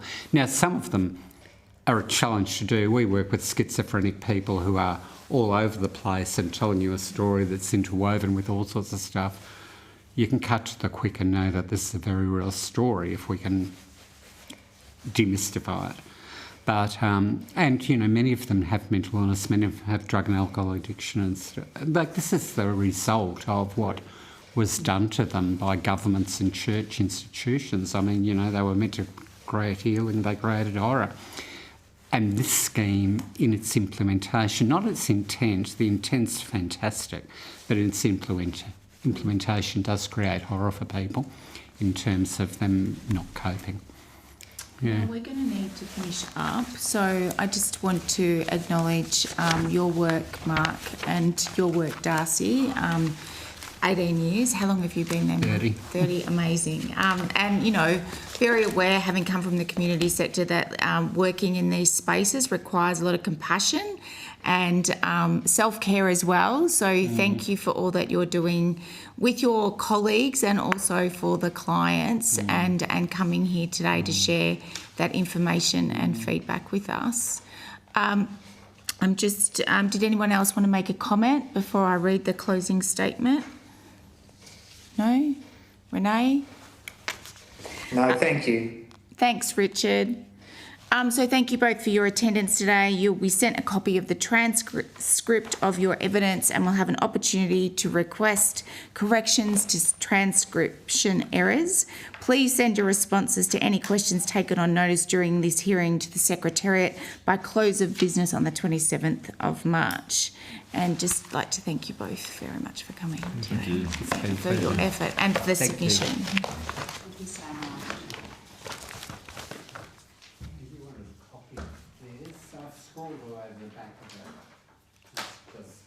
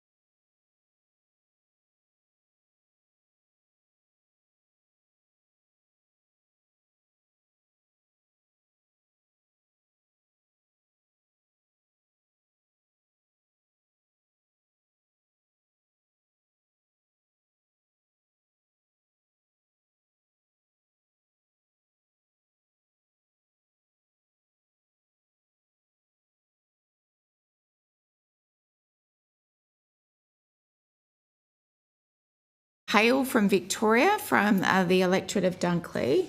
And we've got Dean Smith here, who's Senator the deputy. from Western Australia and deputy chair of the committee. And Renee is online. So thank you very much for attending today's hearing. I now welcome the representatives from Australian Lawyers Alliance to give evidence today. For the benefit of Hansard, would you please state your full name and the capacity in which you appear before the committee? This hearing is a legal proceeding of the Parliament, and it has the same standing as proceedings of the House. The giving of false or misleading evidence is a serious matter and may be regarded as a contempt of Parliament. The evidence given today will be recorded by Hansard and attracts parliamentary privilege. So if you'd like to introduce yourselves. Good morning, Chair and the committee. My name is Hassan Essan, and I appear as the co-chair of the Australian Lawyers Alliance Special Interest Abuse Law Group. And my name's Stephanie Brown, and I appear as the member of the Special Interest Abuse Law Group for the Australian Lawyers Alliance. Thank you. Do you wish to make an opening statement before we proceed into a discussion? Just a short one, Chair and committee, and firstly I'd like to thank you all for allowing the Australian Lawyers Alliance to appear today and make submissions, and in appearances myself and my colleague Steph. The ALA has prepared written submissions which were submitted to this committee on the 6th of February. We don't propose to repeat those this morning. Rather, Steph will briefly highlight some of the concerns arising from our members' experience in assisting survivors through their experience of the National Redress Scheme. Firstly, I'd like to acknowledge the Ngunnawal and Ngambri peoples as the traditional custodians on the land on which this hearing is taking place today, and pay our respects to elders past and present. And we also extend that respect to any Aboriginal and Torres Strait Islander people taking part in today's public hearing. In a summary way, the Australian Lawyers Alliance itself is a national association of lawyers and professionals dedicated to protecting and promoting access to justice and equality, and about 1,500 members within the Australian Lawyers Alliance who work across doing that. And on that notice, I'll hand over to Steph just to give a quick summary of what our submissions are. Thanks, Has. Excuse me. The ALA strongly supports the continued operation of the scheme and the principles that underpinned its creation following the Royal Commission.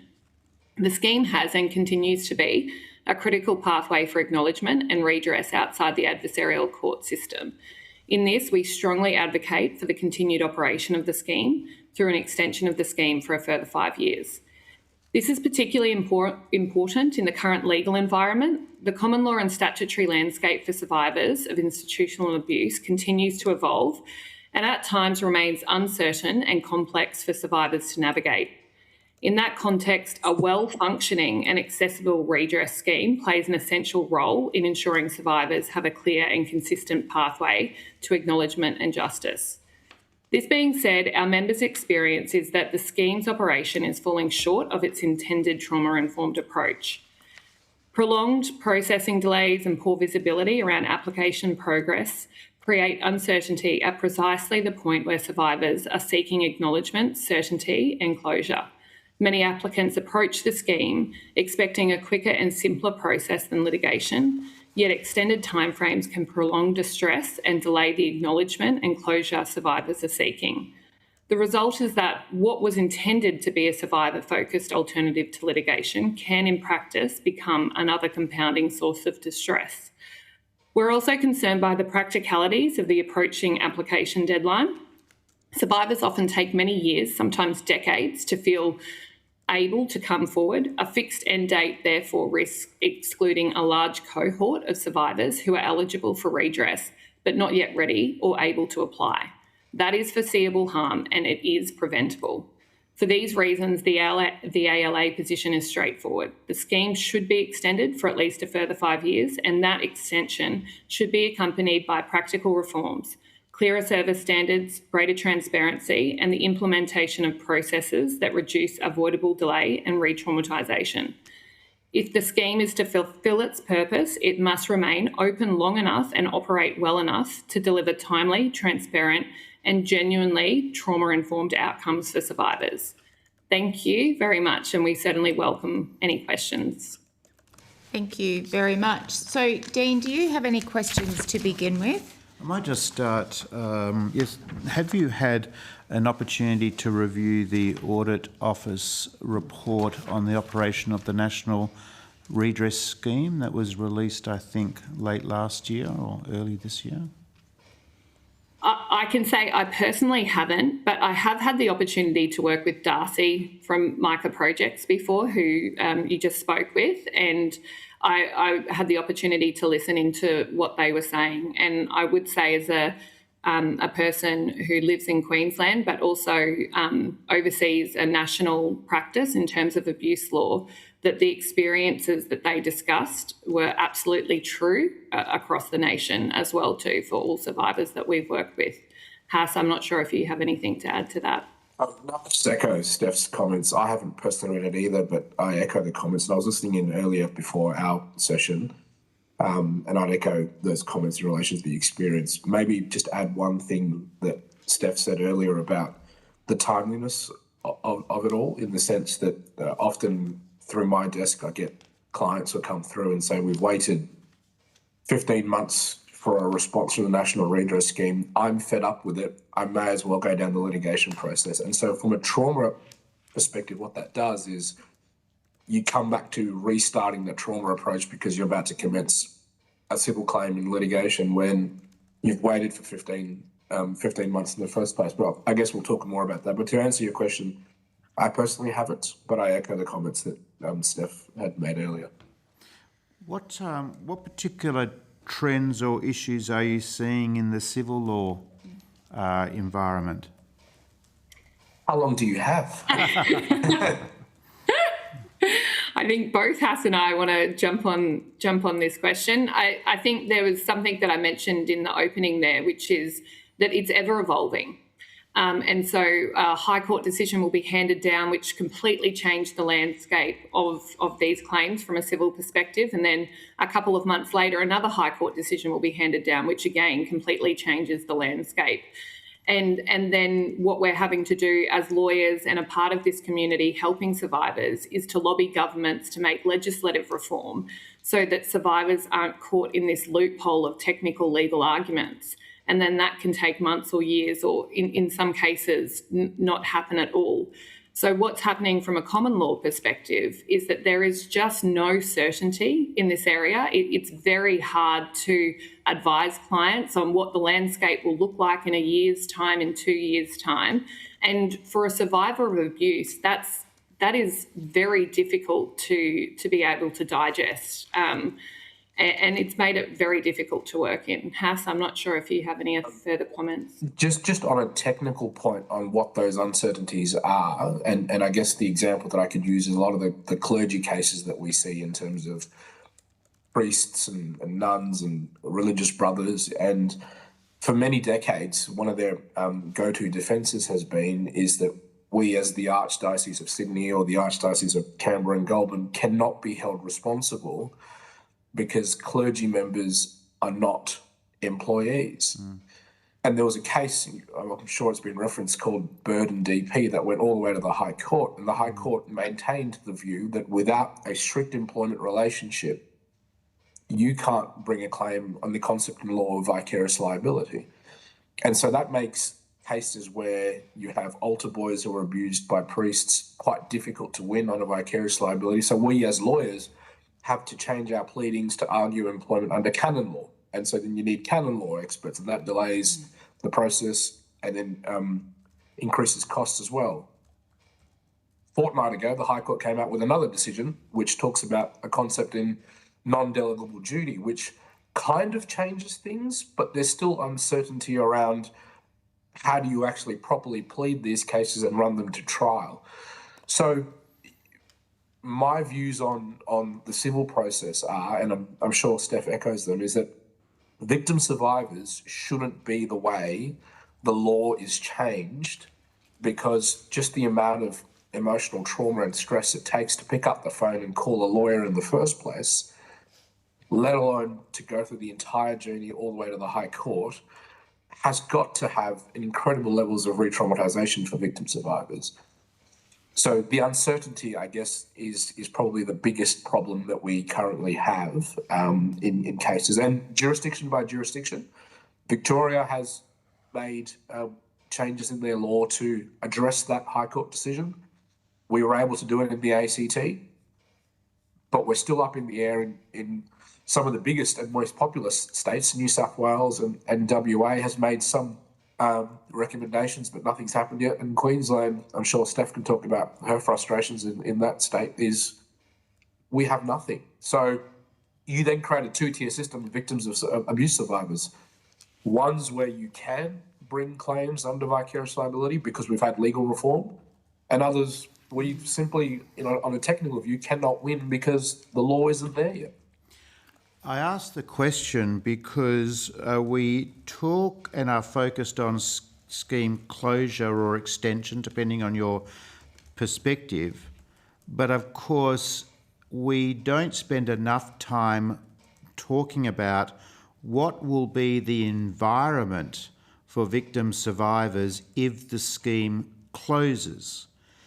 And people who are arguing scheme closure, governments across the country, should be held accountable to make sure that if they're arguing scheme closure, the new environment for victim survivors must be as responsive as it possibly can be. So it's not suitable for governments across the country to argue scheme closure but not have made the necessary legislative and other reforms to make sure that the experience for victim survivors in the civil system, because the National Redress Scheme no longer exists, is then leaving people vulnerable.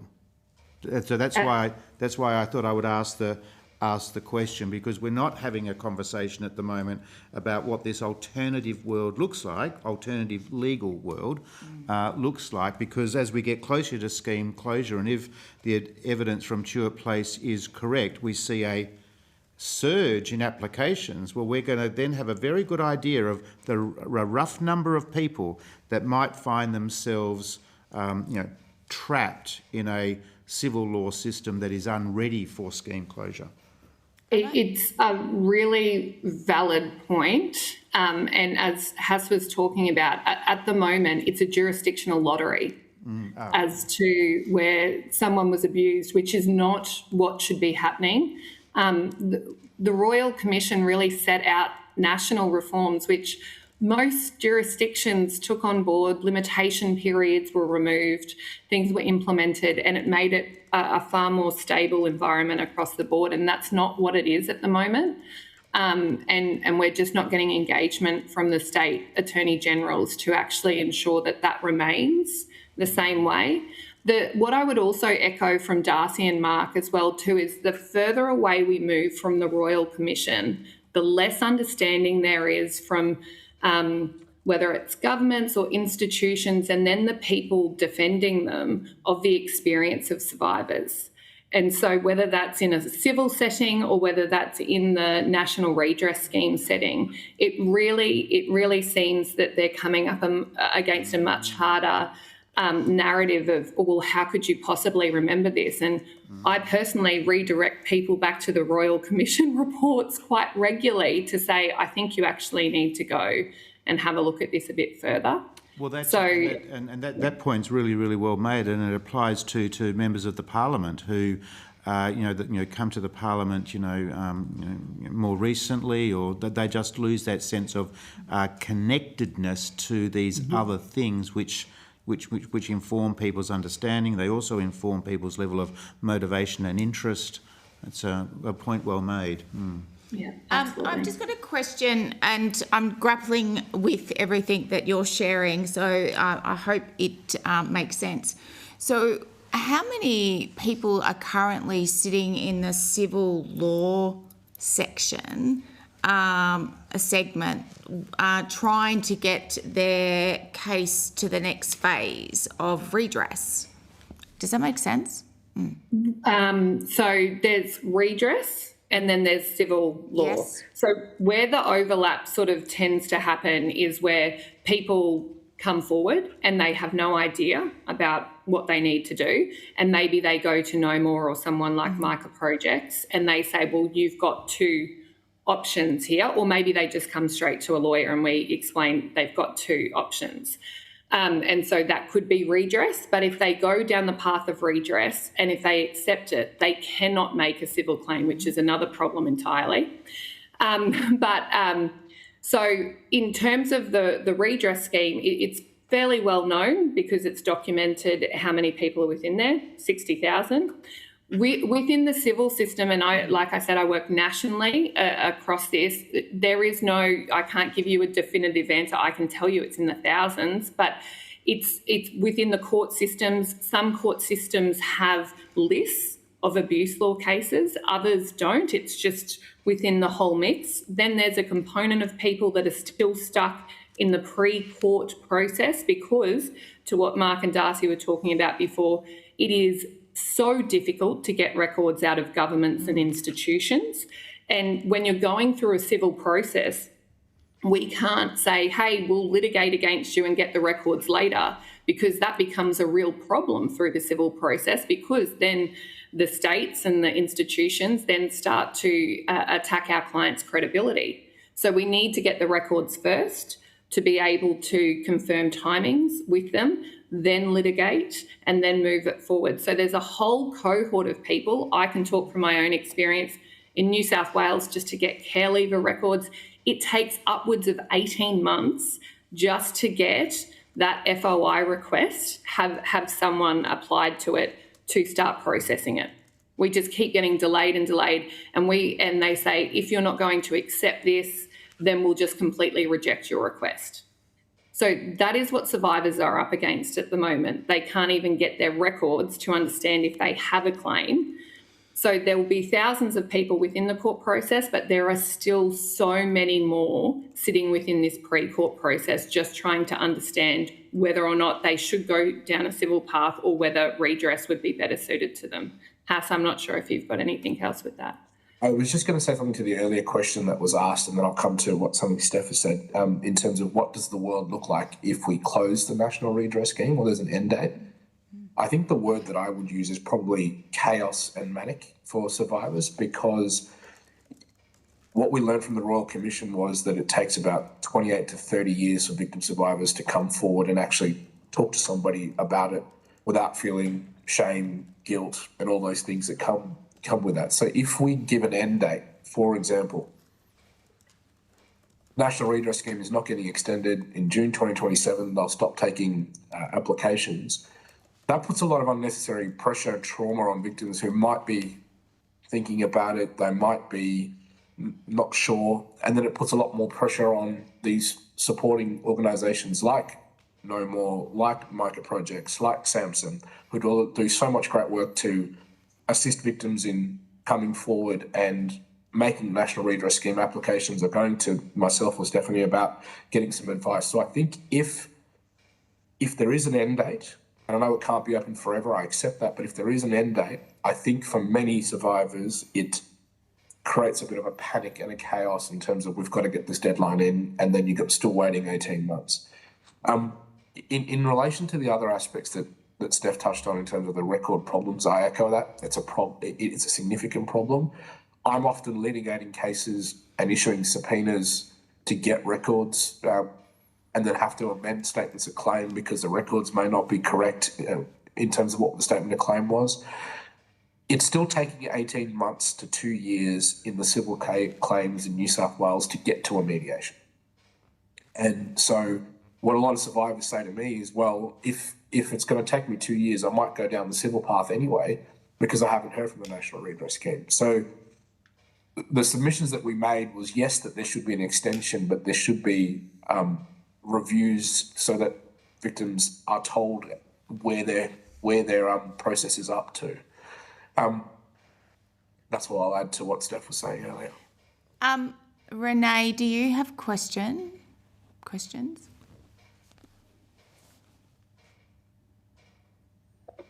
Thank you.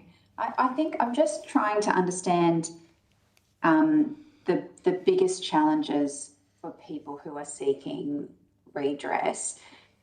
You've talked about documentation and for civil claims as well. And you've spoken about record keeping. You've spoken about some of the churches, their structures, and then them arguing that they're not employment structures and the like.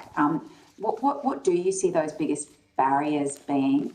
And in terms of those that are choosing to go down the redress path, rather than the civil path. Are you hearing to the testimony we heard before that there's been a shift in that burden of proof that's being required through the scheme from the victim survivors?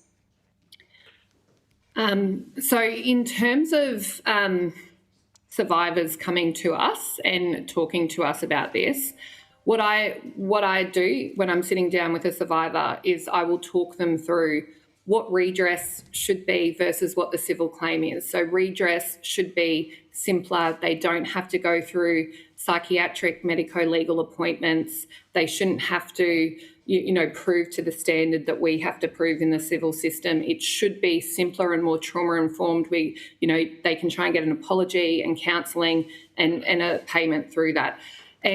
But the reality is that it's taking 18 months and then there may not be an outcome.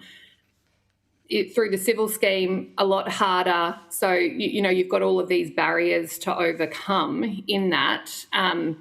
And that ultimately, 2 to 3 years ago, that some people would sit down with me and say, Steph, I can't cope with what is going on. Like, I couldn't go to a doctor and talk about it. I just do not have that. And I'm like, absolutely. So that's the path for you. But then they'll come back to you and go, I haven't heard anything, or this is taking so long. So it really is, it's defeating the purpose of what the National Redress Scheme was suited for, which is for people who, either through documentary material or otherwise, couldn't go down a civil path. And now, because of the way it's being managed, it's just not there for the purpose it needs to be.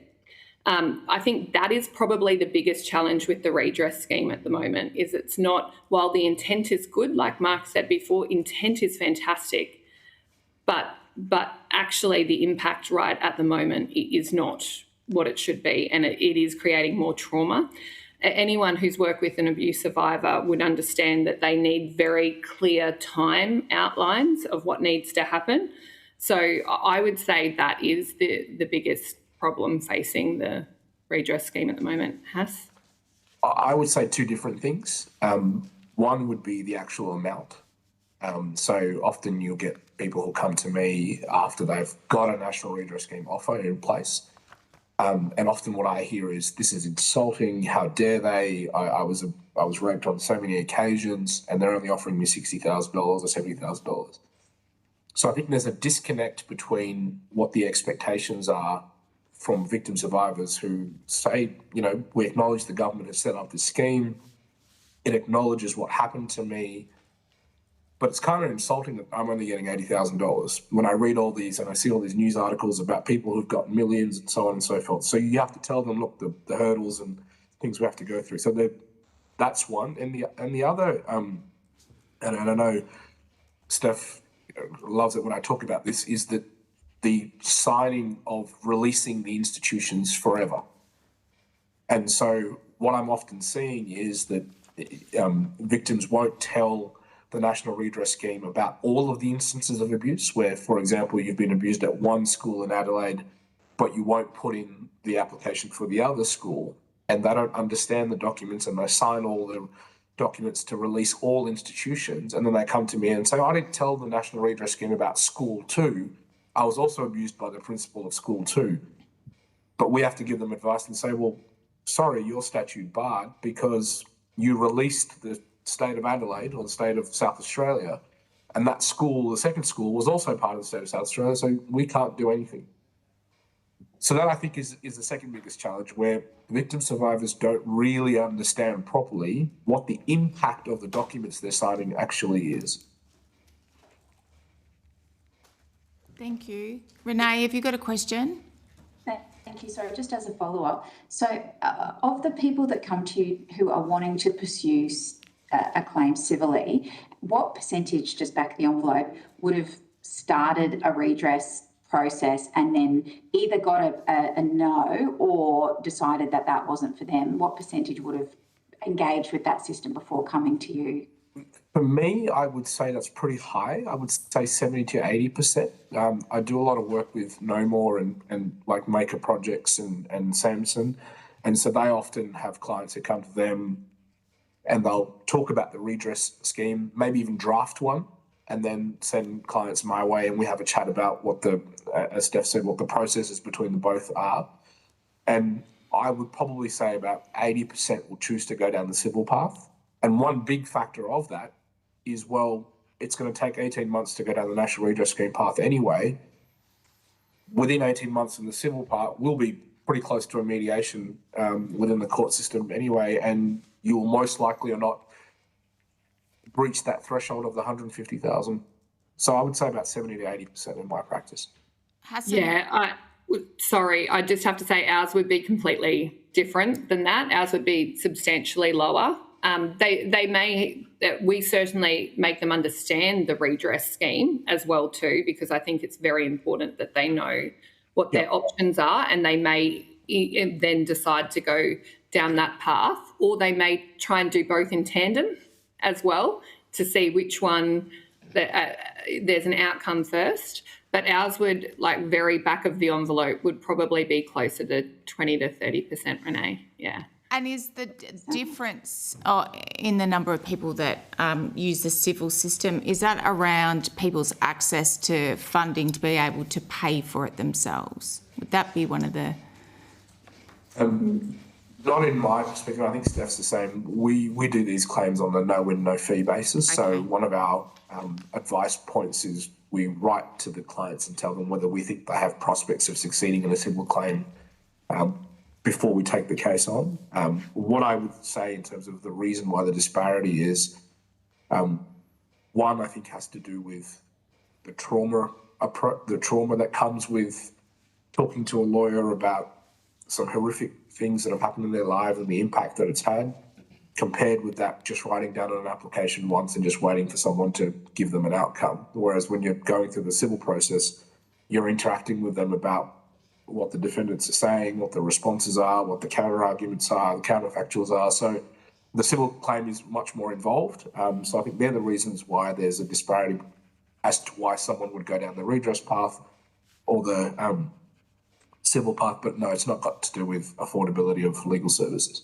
I would completely echo that, so much to the extent that sometimes clients will come to us, and my whole team is trauma-informed and has been trained around this process as well too, of taking statements. But we will have clients come to us, say yes, they want to go down the civil path, but then within the month they have completely decompensated.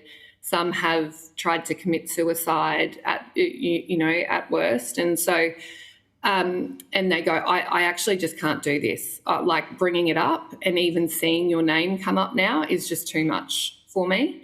And so really it's a trauma response, and that's why there just needs to be such good understanding around this, because it's not a normal civil claim. I've worked in various different civil areas, and this is very different for the survivors that are making these claims. A question around the trauma-informed approach, because that underpins the success or not of both the scheme and for each individual. Do you think the trauma-informed approach has improved or not from the beginning of the scheme to now? Yes, that's the question. I think the trauma-informed aspect is different for every survivor. And I say that because some survivors want their day in court and their story to be heard. In the civil claim, they could get offered $1 million and they'll be like, no, I want to tell my day in court. So for that kind of a client, the trauma-informed approach isn't really going to assist them in what they're wanting to do. Whereas on the other side of that ledger, you have clients who, as Steph said, don't respond to calls or don't get anxious because you get an email from a law firm.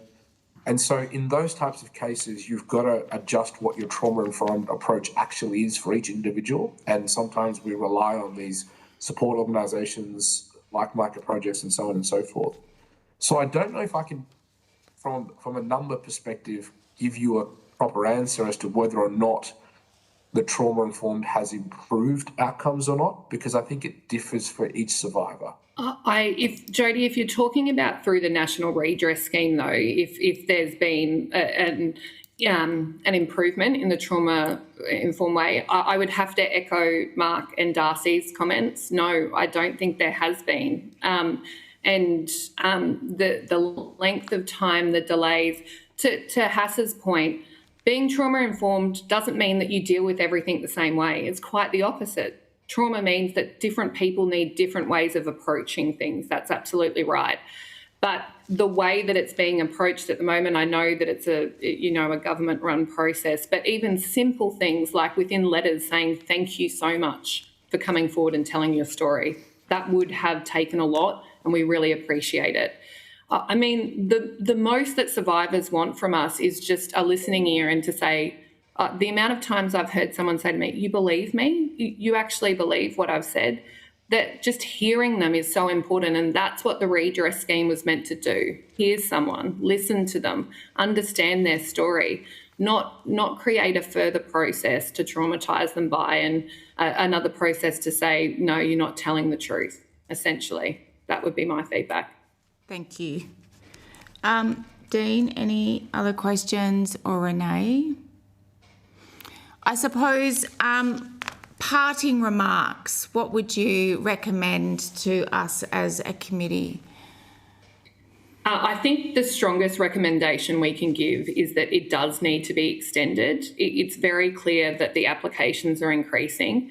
It does need to be extended. People are still coming forward, and the civil system, as we've talked about, cannot deal with the number of applications that would be coming to us if this does close down completely in 2028. But the second recommendation we would give is there does need to be very clear reform within the process to actually bring it back to what its intent was, to be trauma-informed, to be timely, to be understanding. I think they would be our main recommendations, unless, Hass, you've got any more. No, I'd echo those. The only thing that I'd just add on to that is maybe if there's any other way that when they receive documentation as to an offer that's made by the National Redress Scheme, some systems in place to ensure that they understand as clear as possible what they're actually signing. Yeah. Because a lot of the impact of abuse that we see through our line of work is that it has a real impact on education levels.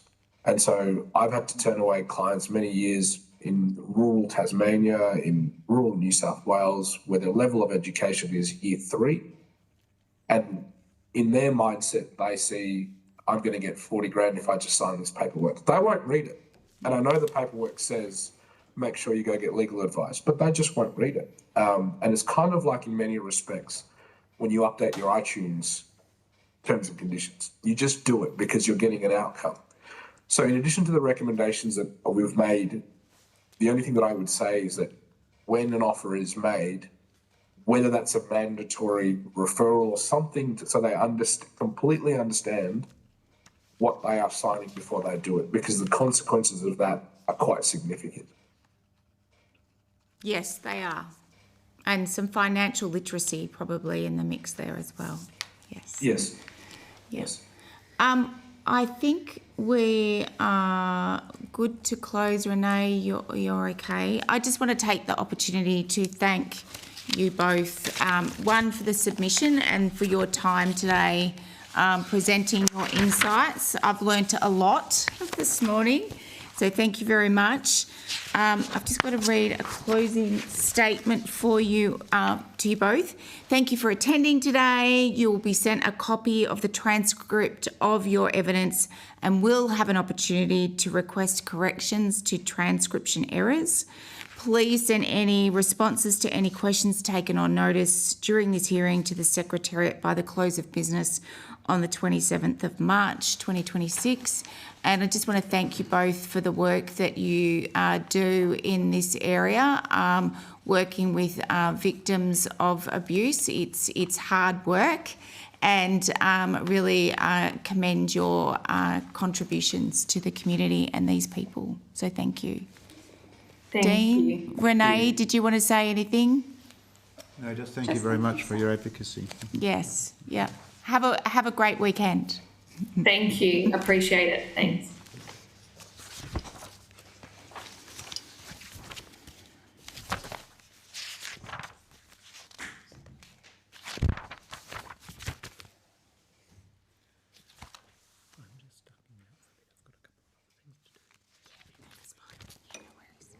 Good morning. How are you? Thank you. How are you? Yes, we are great. Sorry, we're running a bit late. Nick, is it? And Yes. we've got Yvonne online. Online, yes. Hi, Yvonne. Wonderful. You've got a glass of water. I do. Thank you. So are we all good to kick off, team? So I'm Jodie Ballier and I'm the chair of the National Redress Scheme, and over here we have Dean Smith, a Senator for Western Australia and Deputy Chair. and Renee is coming to us from Queensland. Yes, member for Griffith. Thank you. I'm just going to acknowledge that you haven't been in the previous meetings, acknowledge the traditional owners of the land, the Ngunnawal and Ngambri people, and pay my respects to elders past and present, and to those of you on different lands in different parts and corners of the country. I now welcome you both as representatives from Relationships Australia to give evidence today. For the benefit of Hansard, would you please state your full name and the capacity in which you appear before the committee? Certainly. Good morning. My name is Nick Tebby. I'm the National Executive Officer with Relationships Australia. Yvonne? So I'm Yvonne Porter. I'm with Relationships Australia New South Wales, one of the Federation, and I manage the Wattle Place services within Relationships Australia New South Wales. Thank you. This hearing, for the benefit of... This hearing is a legal proceeding of the Parliament and it has the same standing as proceedings of the House. The giving of false or misleading evidence is a serious matter and may be regarded as a contempt of Parliament. The evidence given today will be recorded by Hansard and attracts parliamentary privilege. Do you wish to make an opening statement before we proceed to a discussion? Yes, please, if that's okay with the committee. I believe I emailed it through this morning as well, so there might be a version ready for Hansard. But thank you, Chair, and to the committee for the opportunity to appear before you today and for that acknowledgement of country. Relationships Australia acknowledges, of course, that we operate across many countries of traditional owners right across Australia, and we pay our respects to elders past and present, and acknowledge the impact that the topic of this proceeding has had on our First Nations people. I'd like to acknowledge also any survivors who might be following these proceedings. I appear today on behalf of Relationships Australia National Office and our 8 member organisations across the country, and as you note, we're joined by Yvonne Porter from Relationships Australia New South Wales. Our submission draws on the deep practice experience of our redress support service teams and the lived experiences of our clients. We're privileged to work alongside communities and see firsthand the value of their insights, their courage and the trust that they put in redress support services and in the system. Our core message to this committee is that survivors deserve a scheme that is trauma-informed, that is accessible, and that is able to meet them whenever they are ready to come forward. The current time-limited design of the National Redress Scheme fundamentally undermines this goal. For that reason, our key recommendation is that the scheme's operational timeline be extended, and we say indefinitely. Many survivors, particularly those who are most vulnerable, come forward late, often after years of decades of silence. We're still seeing large cohorts who remain unaware of the scheme, unable to access it, or only now reaching a point of safety and stability that allows disclosure. The significant application backlogs, the delays in outcomes, and the unmet need across certain cohorts all make clear that the need for redress will extend well beyond the current end date. Ending the scheme now would not only constrain access to justice, but it risks doing real harm. Our second key recommendation relates to resourcing.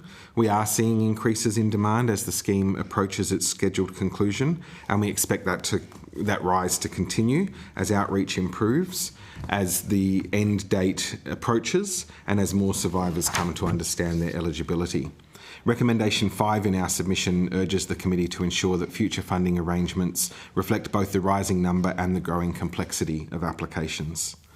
Across the country, our services are managing long wait lists, workforce pressures, and rising levels of vicarious trauma among staff supporting clients over years, not months. Without an uplift in resourcing, along with more flexible funding mechanisms, both the scheme and the redress support services will struggle to respond safely and effectively to the needs of survivors. Although my remarks today are high level, I want to emphasise that these recommendations come directly from frontline experience. The practitioners doing this work every day are clear. Survivors are being re-traumatised by delays, by inconsistent practices, and by uncertainty. At the same time, many people who need support to even consider applying simply can't access that support. A survivor-centred scheme must be adequately funded, it must be accessible to all who need it, and available for as long as required, not only for those who are ready to seek redress today, but for those who may not find their voices until tomorrow. Thank you for the opportunity again, and we welcome your questions. Thank you, Nick. Yvonne, did you want to make any comments at this point? No, that's okay, thank you. So you talk about the complexity of the scheme. It's clearly, what I'm hearing is it's not trauma-informed enough in terms of both their work with the client and then the process and systems, and that you're wanting an extension indefinitely. First of all, what are the delays in the timeline? What sort of timing are you experiencing? So we're seeing applications reach as long as 18 to 24 months, far beyond what had originally been advertised as 6-month processing. And I think, unfortunately, they're some of the best case examples of delays. We're seeing longer. Certainly our member in Queensland has reported that almost all applications sort of extend beyond 2 years. And that if there's any level of complexity in the application process, if there's a requirement for a revocation or some further information, that just blows out even further. So there are very significant delays. Yvonne, as a practice specialist in this area, I don't know if you have any more data or insight to that? I think it's fairly routine across the cohort of people accessing the redress services and submitting applications. Our general experience is 2 to 3 years, like many of the other member states. The people who come through Wattle Place are often people who have had a long experience of time in care, and there is a lot of record to be found, and there are delays in record release, there are delays in independent decision making, and often requirements for further information requested, and often that burden is being placed on the survivor, who was a child at the time of the abuse, who wasn't responsible for keeping that record.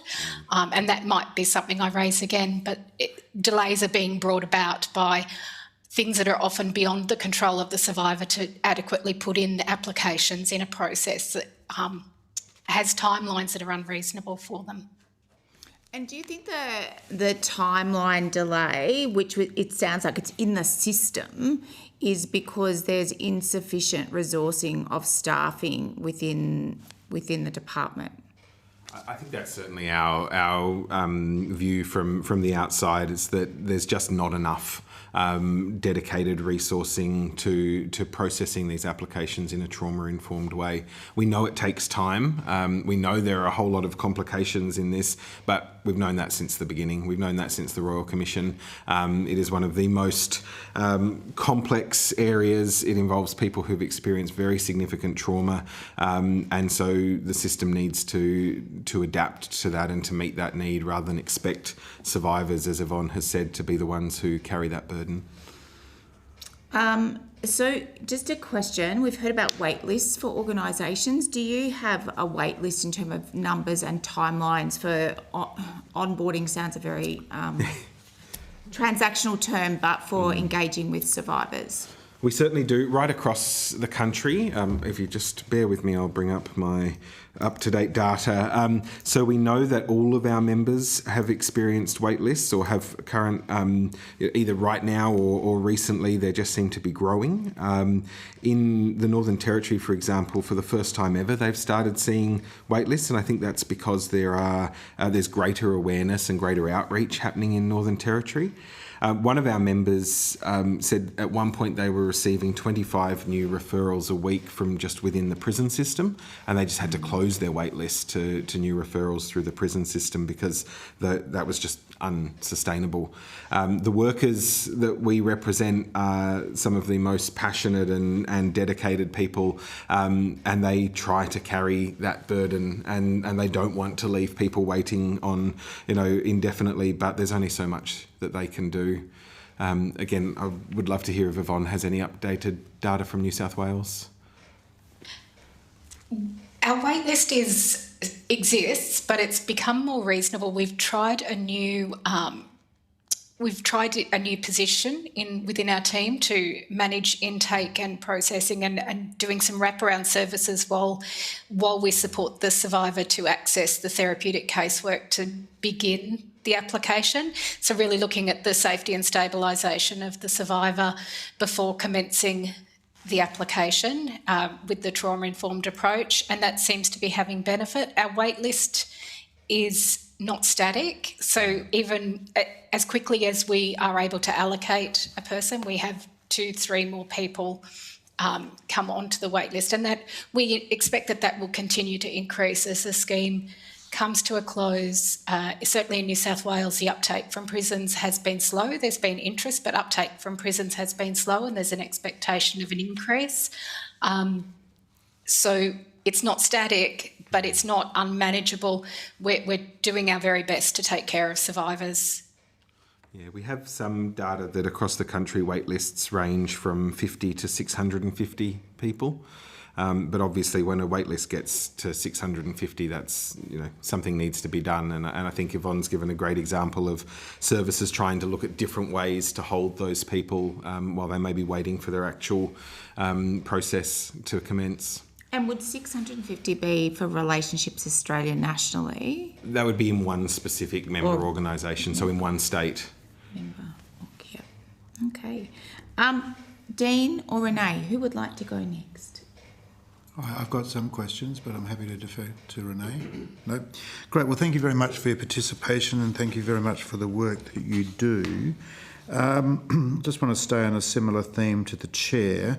So at page 6 of your submission, you say current funding arrangements also fail to reflect actual demand. Our members report wait lists ranging from 50 to 60, 150 clients, with some services forced to close their wait lists entirely due to overwhelming demand. Which services have been forced to close their wait lists? I might have to take that question on notice, Senator, and just to point out, however, that it's never a long-term closure. It's just until they've managed the current wait list. So they'd always work to open them again as quickly as possible. So when we say some services, are we talking about relationships, Queensland, Relationships Australia, Correct. WA, for example? Okay. Yeah. So if you could just let us know which services have been forced to close their wait lists, how many times they have closed their wait list, and what is the longest duration that the wait list has been closed? Absolutely. Just turning specifically to Western Australia, which is of a key interest to me, what services does Relationship WA provide in Western Australia? So Relationships Australia, Western Australia provides redress support services, as well as a broad variety of personalised counselling services for other associated programs such as Forgotten Australians, Find and Connect services, inter-country adoptees, and some of those other services are predominantly funded by also the Department of Social Services.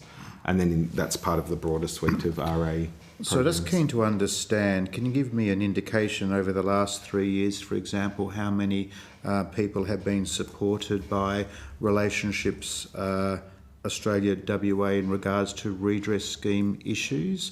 So perhaps I'm assuming you record number of inquiries, you probably then record number of people that have been assisted with applications, the number of people who have been assisted with an application right to the end of the application process, and then throughout the application process and response experience. I'm sure you would have data on that? We would have a lot of that data available to us. Unfortunately, again, not with me today, but I'm very happy to take that on notice as well, Senator. If you could, I'd be most interested. And I'm someone who's happy with the granularity of things, so Sure. More data doesn't scare me.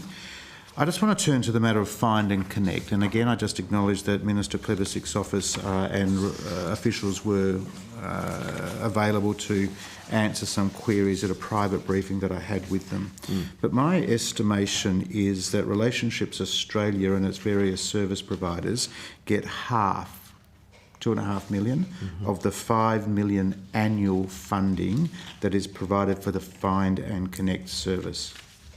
So again, in Western Australia, how many people are being supported with regards to the $373,190,000 that Relationships Australia WA will receive in 2027-28. So over the last, if I could have the data of the number of people that have been supported in 2023-24, 2024-25, and we're in 2025-26 now, so you wouldn't have that data. Not yet. But for those 2 years that I did mention, you received 351,500, and in the year 2024-25 you received 421,800. So I'm keen to know exactly how many people were supported with that funding. I think it's through Lantern's House, have I understood that correctly? Lantern's House, I'm not sure. In Belmont? Yes, in Belmont. Yeah, correct. Yes, that's the physical premise. Yes, so that's just right. keen for that data. The department says that in determining a rationale for extension to June 2028 of funding for Find and Connect, that current providers, of which Relationships Australia is receiving half of that $5 million, were assessed as performing well. Can you just provide me with some information about how you did your assessment and your engagement with the department in being able to secure that extension to the funding?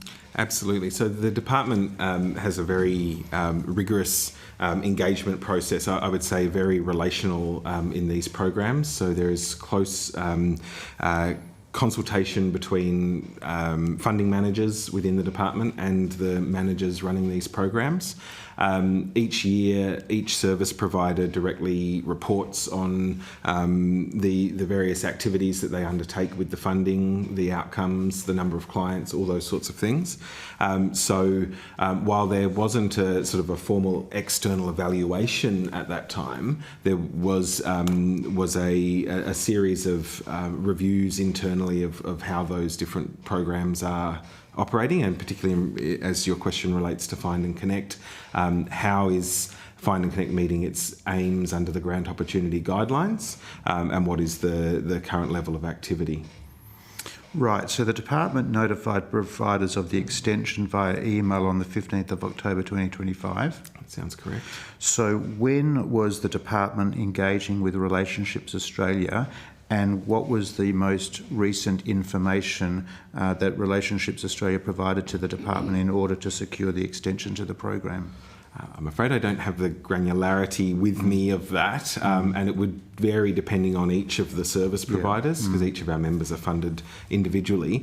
However, I would say that the engagement is ongoing. There are multiple touch points throughout the year, and there's reporting. So end of financial year reporting is usually done, to the best of my knowledge, sort of August for the previous year, so that may well be it. But I can certainly. So I'm happy to be corrected, right? But I have been a member of this committee for a while now. Happy to be corrected, but I'm often surprised at the lack of granularity, the lack of detail in Relationships Australia submissions to this committee in regards to the numbers of people that are actually being supported. So even if we turn to the matter of the waiting lists, we don't have, I can't see in the document, this is the number of people we are supporting. But when it came to talking about extra funding and demand for services, you were able to identify wait lists ranging from 50 to 650. So I suppose what I'm asking Relationships Australia for, given the quantum of the funding that it receives, is to demonstrate to the committee in granularity the numbers of people that are actually being supported. Sure. Now, again, on a WA matter, Relationships Australia, WA, operates, I think, in Port Hedland, where I happened to be born as a kid, raised as a child, and Albany. So I'm keen to understand, how does Relationships Australia provide support to the Kimberley? Because, again, happy to be corrected, I think you are funded to provide support to the Kimberley. Just keen to understand how you do that.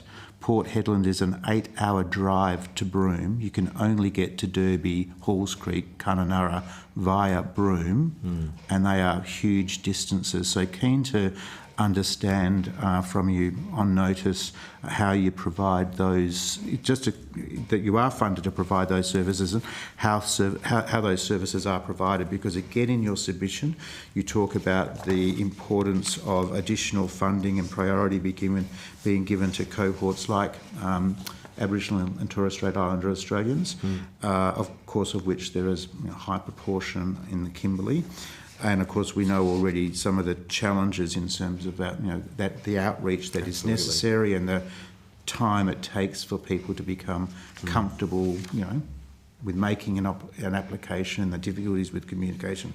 So on notice, if you could provide me with that information, unless of course you've got it in front of you now. No, very happy to seek further detail and provide that. Yeah. Finally, from me.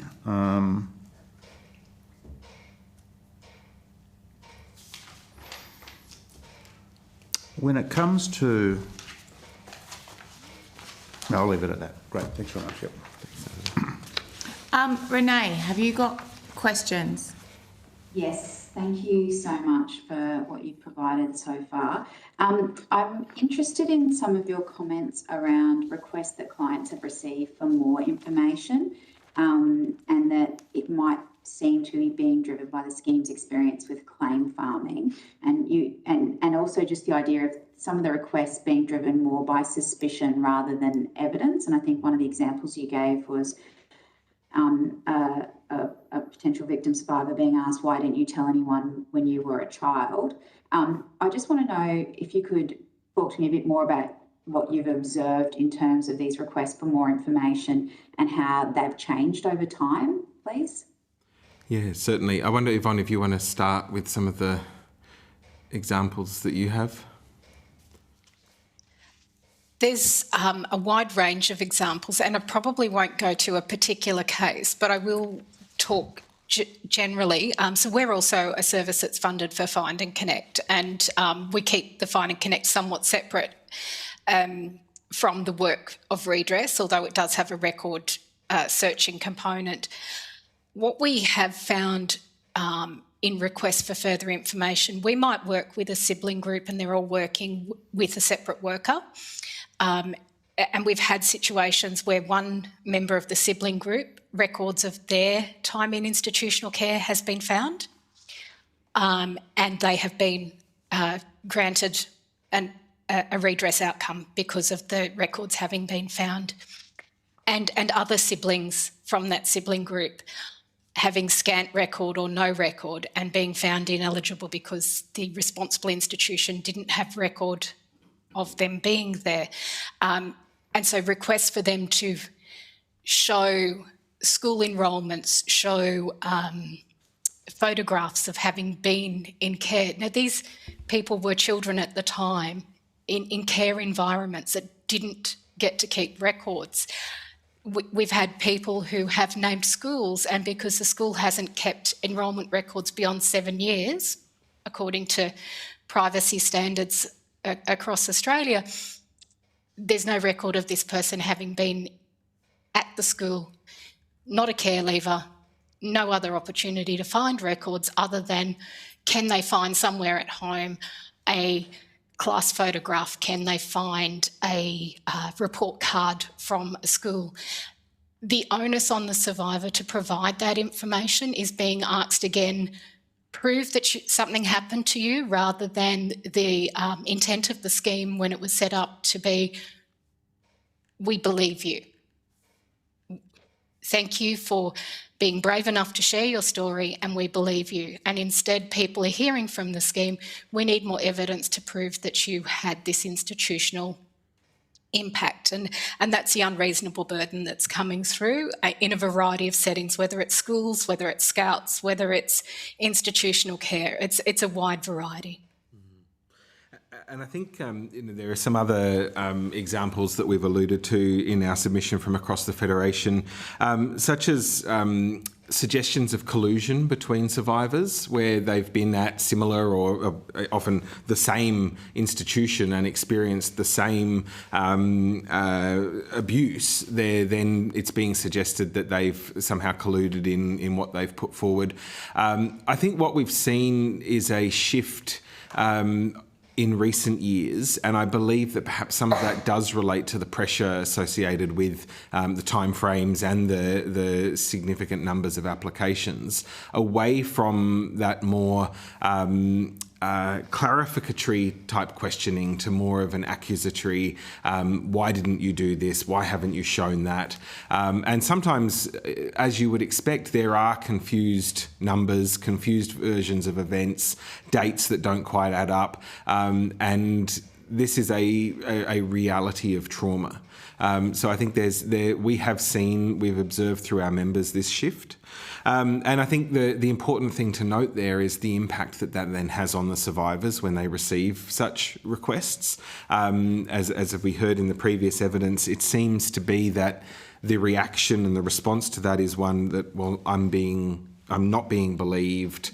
My credibility is being questioned, and that has a really significant impact on people who have already been traumatised. And so then our caseworkers, our support services are holding people who have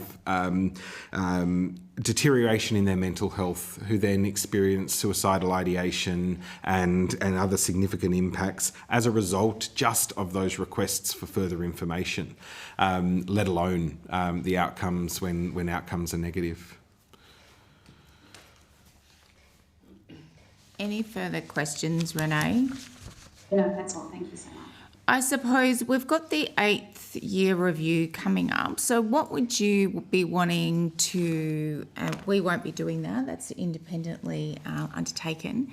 But if you had some things that you would like to prioritise as part of that, what would they be? I think a really significant shift that we've seen is the groups of survivors who are now forming the cohort. So new cohorts of care leavers, certainly Aboriginal and Torres Strait Islander clients. So that is a result of changes in circumstances for those individuals, but also greater awareness. And I think we would like to see the review focus on how it can continue that work of really raising awareness of the scheme, which on the one hand, given what we've talked about, wait lists and processing delays, sounds like a rather unsupported view. But I mean, obviously, most important is that everyone who has a right to access the scheme is able to do so and knows what is there for them. So greater awareness. And one of the recommendations we made is about, I guess, recentering the scheme to its original intent around trauma-informed processes. And we've made some recommendations in our submission where we see those processes could be improved. And I think that would be a good thing for the review to explore more deeply. Things such as a quality committee that oversees the way statements of reasons are drafted and provided, and different processes like that, improving the trauma-informed practices of the scheme.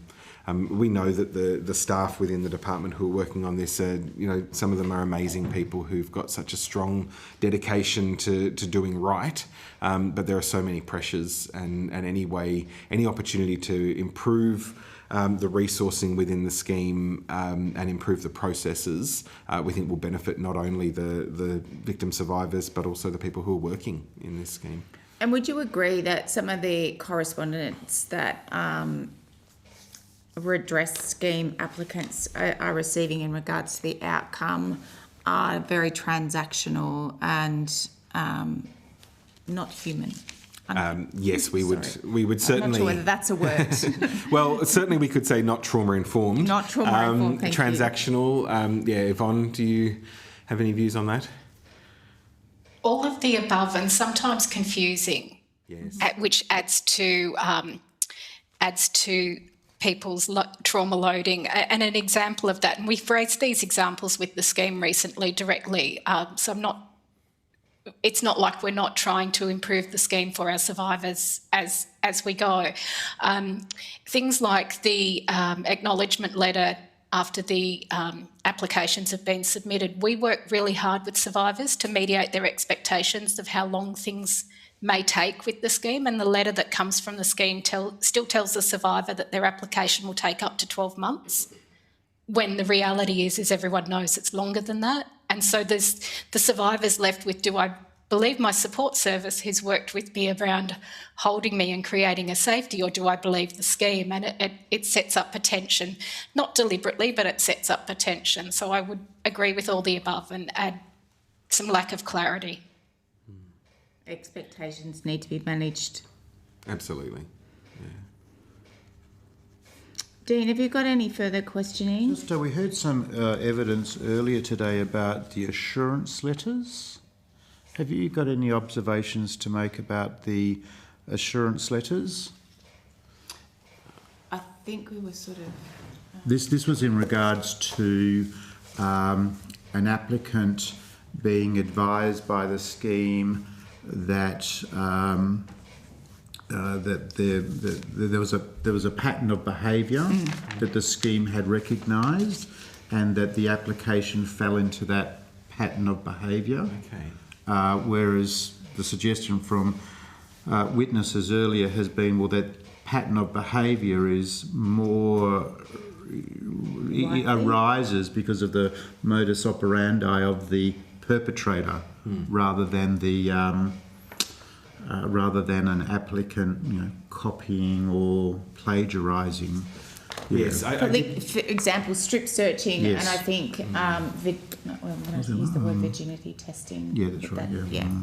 Yeah, I mean, we have seen examples of suggestions of collusion between applicants. I'm not sure about I'm not aware of any specific examples of assurance letters, and I don't know whether Wattle Place has seen that, Yvonne. But I mean, certainly that is a growing, I guess, train of questioning around, well, yours is very similar to someone else's, explain yourself. And so, well, we were in the same institution at the same time.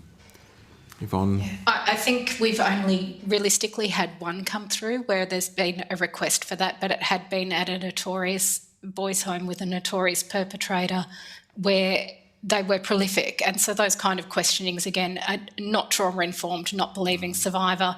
And if we know there's a pattern of offending where someone is incarcerated for that pattern of offending, it's quite unreasonable to ask for that assurance. A question, and I asked this of the other group giving evidence. Do you think the trauma-informed practice has improved or not since inception? I'm not sure whether you were there. I did hear, and I agree with the response that you received from the previous witnesses. Certainly the experience of our case officers across the country is that it has not, and in fact that it's deteriorating at the moment. If you were going to look at addressing the scheme with a trauma-informed approach, what would the top priorities be? Yvonne, do you want to take the first attempt at that? And I did hear, and I don't know the lady's name, the previous witness, even an acknowledgement of the difficulty of sharing the story. Some of that goes a long way for survivors, that we hear you and we believe your story is a great first step, and that doesn't have to go to eligibility for the scheme, because believing someone doesn't mean it meets the parameters of the scheme.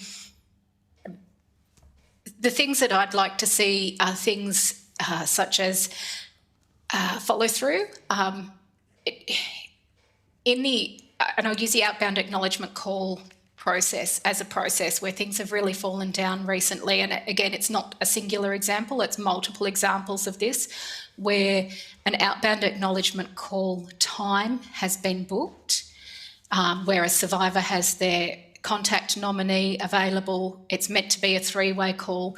They're waiting for the scheme to call at the arranged time, and they're 15, 20 minutes late with no excuse or reasons why, no preemptive email to the caseworker so we could provide some support for the survivor to know that there's going to be a delay. There's been cases of times being set up and the call being made and the scheme saying to our workers, we don't know why the call's been set up, we're not ready for this, and asking our worker to communicate that through to the survivor. There's a lack of trauma-informed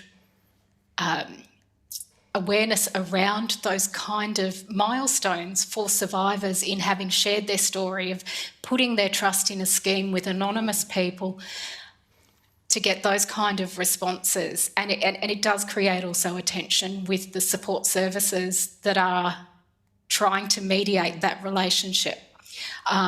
So really, with knowing that the scheme workers are probably showing signs of stress rather than wanting to do harm, just really paying attention to those small but important details of taking care of people first and process second. Consistency in processing would be a significant improvement in terms of achieving a trauma-informed program, because obviously survivors do know other survivors and are receiving information and guidance from their redress support service providers. And so when they don't experience the scheme in the same way as they've either been told to expect or seen others, it does have significant flow-on effects to their sense of well-being and their trust in the system, which we know it is already at a low point given the background. So those sorts of issues around processing, if we took a do no harm approach, we would see some significant improvements from about trauma-informed processing. Any other comments, questions from Dean or Renee? No. Any other final thoughts? No, I think we've covered everything that we had, and yeah, very happy to take those questions on notice from the Senator. Yes, and, that would be great. Thank you. Thank you for the opportunity. So I just want to thank you both for your attendance today. You will be sent a transcript of your evidence and will have an opportunity to request corrections to the transcript errors. Please send your responses to any questions taken on notice during this hearing to the Secretariat by the close of business on the 27th of March 2026. And I'd just like to thank you both and your organisations and teams for the work that you do in this space with clients and your staff as well. This work is incredibly important, but not easy work, and we appreciate your efforts. So thank you. Yeah. Thank you. Yeah. Thanks, Yvonne. Thank you.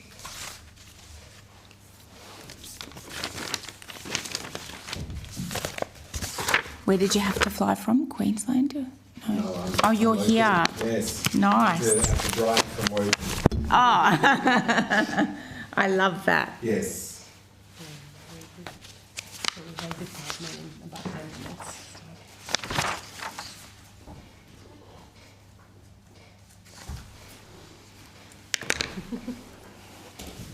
Thank you again. Pleasure. Good luck for the rest of the day. Thank you very much. Yes.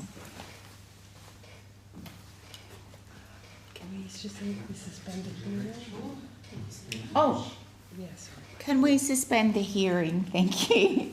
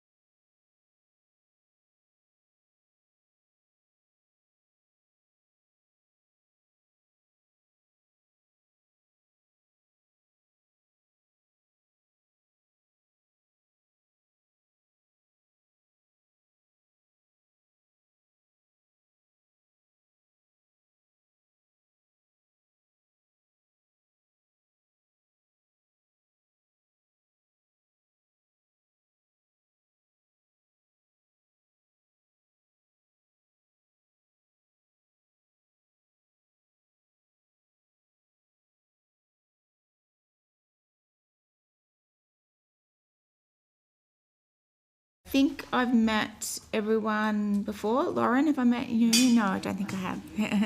I'm the chair of the National Redress Committee, and I'm from Dunkley, which is in Victoria. And My name's Dean Smith, and I'm Senator for Western Australia.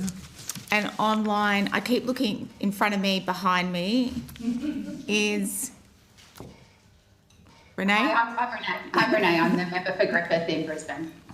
I'd just like to resume the hearing and the broadcasting. Yep, beautiful. So I would now like to welcome representatives from the Department of Social Services. I have acknowledged the traditional owners of the land that we're meeting on, the Ngunnawal and Ngambri people, and I will do it again because you're all new in this space with us today. And just acknowledge the lands from where you're coming from, Renee. Welcome to all of you from the Department of Social Services who are going to give evidence today. And here we've got Senator Hugh Bridges in the room. For the benefit of Hansard, would you please state your full name and the capacity in which you appear before the committee? Thank you, Chair. Pat Hetherington, Chief Operating Officer at the Department of Social Services. Would it be okay if I made a small opening? Oh, yes. Do you all want to introduce yourself first, and then we'll go, and then I'll just read out another statement, and then off we go. Great. So Grant Lovelock, Group Manager, Redress Group in the department. Val Still, Branch Manager, Policy, Institutions and Governance Branch in the Redress Group of the Department of Social Services. Lauren Ambrose, Acting Branch Manager, Integrity and Information Branch in the Department of Social Services. And I'm Justine Fevers, I'm Branch Manager, Operations and Outcomes, Redress Group, Department of Social Services. Well, welcome. I'll just read this statement out. This hearing is a legal proceeding of the Parliament, and it has the same standing as proceedings of the House. The giving of false or misleading evidence is a serious matter and may be regarded as a contempt of Parliament. The evidence given today will be recorded by Hansard and attracts parliamentary privilege. Would you like to make an opening statement, Pat, before we proceed to discussion? I would, Chair, and as I look at it, it's possibly longer than I will make. I'll skim through some parts of it. I'd also like to acknowledge the traditional custodians of the lands on which we're meeting today. I think that's particularly important in the context of the redress scheme, as 35% of the applicants to the scheme are First Nations people. So I'd like to pay my respects to Elders past, present and emerging. I want to recognise the courage and resilience of survivors who've come forward to share their experiences and seek redress. As at 6th of March 2026, the scheme has received 76,000 applications. Of these, 27,280 applications have their outcomes advised, and 21,621 of those have a payments totalling $1.93 billion. Which means we have 44,476 applications on hand, of which 28,621 are currently actionable by the scheme. As outlined in our submission to this committee, the continuing operation of the National Redress Scheme, I acknowledge that the scheme continues to manage lengthy processing times, high volumes of applications still on hand, the implications of the scheme's legislated closure and the challenges faced by applicants in custody and the pressure this places on support services across the country. These challenges are real and significant for us, and the department's not complacent about the impact that, importantly, they have on survivors. The submission also emphasises the need for stronger accountability mechanisms and more consistent institutional engagement to maintain survivor confidence, which we can talk a little bit about today if you'd like. Submission also notes that the experiences and circumstances of people coming to the scheme continue to evolve, which in turn shapes how we provide support. In recent years, more applicants have been individuals in custody, reflecting the diverse circumstances of survivors seeking redress. And we're also hearing from a younger group of survivors, with the average age of new applicants shifting from middle 50s to around the age of 40. And that has important implications for the way in which we support those applications coming through the scheme. Whilst we have a lot of challenges, and we've talked a little bit about this previously in this forum, we are making measurable progress. In 25-26 financial year, the department has resolved 5,694 applications, and this is the most applications that have been resolved since the commencement of the scheme. We think this is due to a strengthened triage and information gathering process, expanding the independent decision maker workforce and introducing new quality and consistency measures to support faster and more reliable determinations. Improve communication with survivors by reducing unnecessary contact and ensuring communication is deliberate and trauma-informed through our Section 24 process. Automated administrative processes to create efficiencies that contribute to increased application throughput, and onboarding of 693 institutions to the scheme and 178 institutions covered by funder of last resort arrangements to ensure that redress is delivered to survivors. We're also in the process of finalising the arrangements for the independent reviewer for the 8th anniversary of the scheme. The review is legislated to commence 1 July 2026. We expect the reviewer will work closely with the committee throughout this process. We'll also ensure that the work of the review aligns with the committee's priorities, enabling effective collaboration as we address key issues in the lead up to the scheme. As the scheme approaches its legislated end date, our priority is to ensure that all eligible survivors who seek redress are supported. We're trying to align our resources, strengthen partnerships with jurisdictions and institutions, and plan very carefully to ensure a safe, orderly and trauma-informed transition. And we very much look forward to your deliberations, your views and any recommendations that you can give to us to help us bring the scheme to its safe closure. Beautiful, thank you. Did anyone else want to make any comments at this point? Does anyone have a burning question to land with? No, all right. We've been meeting with a number of organisations that are delivering the National Redress Scheme in the community to clients. And I suppose, in summary, probably the biggest issue that we've been presented with is the concern around the trauma-informed nature of the process, and that it's not trauma-informed enough. And I know that there has been work that you have been doing since you as a team, I think, have been onboarded since late last year, as I think. Yeah, would that be right? We took over throughout the course of last year. Yes. So, but probably the biggest issue has been a sense of, letters being received with, and I've got an example which I'll read out, and it was received in December this year, where it's definitely not trauma-informed in its content, and victims not being assured early on that they're being believed, even though they may or may not receive redress, but their story, they're not being affirmed enough by the process and by their contact. And I think it sounds like there's this real tension between getting people to have an outcome, but the pace at which means it appears from the evidence that the trauma-informed nature of the communication is actually counter to that. We're trying to get people through the system with an outcome, but the manner in which that's happening is actually being counterproductive to the experience of the person. So that seems to be one of the overwhelming things we've heard today. And having come from the community sector, having a trauma-informed approach, not just in our deliberations with a client, but throughout every layer of our system, is incredibly important. I suppose I'd be really interested to hear from you what you're doing and what you propose to do around the trauma-informed work that we need to do with clients. I'll throw to the team in a second. We'd obviously be happy to see the examples that you've got. I mean, for us, this is not we're not in a position where we think set, forget, this is the right way to go. We will continually look at this. So one thing that was clear to us, though, is we did have to change our approach to the way that we communicate with survivors. By far and away, the biggest complaint that we continue to get is about timeliness in the scheme. And so I accept completely that we've got to get the balance right between the trauma-informed approach and the timeliness. And so for the people that have identified instances where that hasn't happened, we're very happy to look into those, either specifically or at a systems level, and make modifications. It's also true, though, that some of the new approaches have been reasonably well received. And so it is, for us, it is a constant kind of calibration to make sure that we are achieving the throughput and giving applicants to the scheme an outcome, which is the main thing that they're after through the scheme, and managing that trauma-informed approach.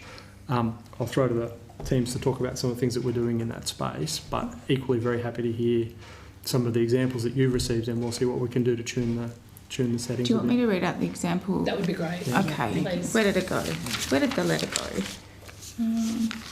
Here it is. So this was a statement of reason, and this was sent on the 23rd of the 12th, 2025. And I would imagine this is from an independent decision maker, yeah. So the applicant stated that the person stated in their application would come into the dormitory at night to empty the bins. The applicant stated that the person stated in the application would abuse the applicant and his friend at night in the same manner that he did to the applicant in the shed. And the IDM, the Coro, has, I do not find that it is reasonably likely to have occurred as described as. It does not seem likely that a garden shed full of lawnmowers, picks and shovels and other groundskeeping equipment and tools as described by the applicant would also have a lounge. The applicant stated that the shed was connected to the kitchen via toilets, which would make it easy for discovery. It is unlikely that the person stated in the application would be working such long hours to have been in the dormitories late at night when everyone was sleeping. So, so that's... So we might talk to some of the quality framework improvements and things that we've done around that. I think, I take the point. We can talk through some of those things. And again, this is for us an area that we have to balance quite carefully in so much as independent decision makers are independent under the ledge. We have a very important role, so I don't shy away from accountability for getting that right. We have a very important role in setting the parameters under which they operate, but we do have to continue to maintain that independence piece as well along the way. So perhaps we can talk to some of the things that we've done in that space. Yeah. So thank you. So we are, and I think we talked on this last time we met with you, so we are finalising the implementation of the IDM, or Independent Decision Maker Quality Framework.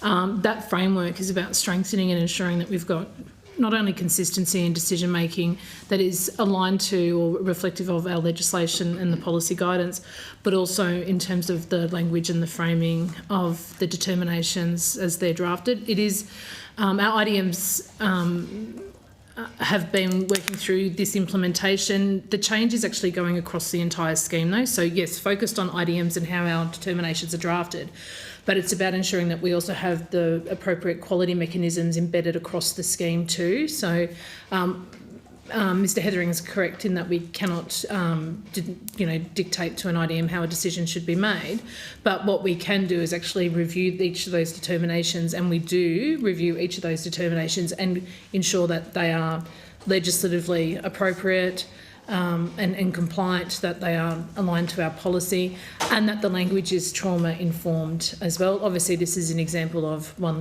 that is not, and I acknowledge that absolutely. We have a trauma-informed advisor, and our advisor has an appropriate and relevant background in terms of the work that she's done prior to joining the scheme. She's actually embedded with this team, where my team that looks after the independent decision makers and works directly with them, and again is providing and drafting guidance, some of which I only approved last night, to go out to IDMs just to support them in the framing of the language in terms of how they're drafting the determinations. So the quality framework, as I said, it's at all levels across the scheme. There's a focus within the scheme and the scheme staff in terms of the role they play in ensuring that determinations are appropriate in the context of the ledge and the framing, and then similarly providing guidance and support to IDMs in how they draft the determinations as well. So just a question on the trauma-informed frameworks and approaches that you've been building. My reading of the history of the National Redress Scheme, it's been late in its implementation. And when did the trauma-informed framework start to really see light of day in the scheme?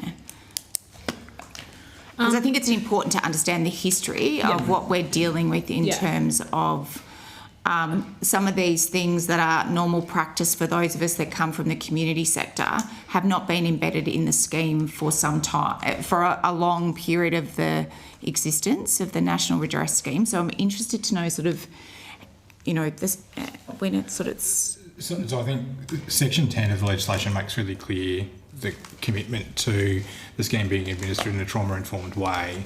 I think as Ms Fevez describes, some of the work that has been being introduced through the quality framework really goes to making sure that we've got practices as the scheme operator to ensure that they're being complied with, and that we're equipping our decision makers to be able to take a trauma-informed lens to the work that they do.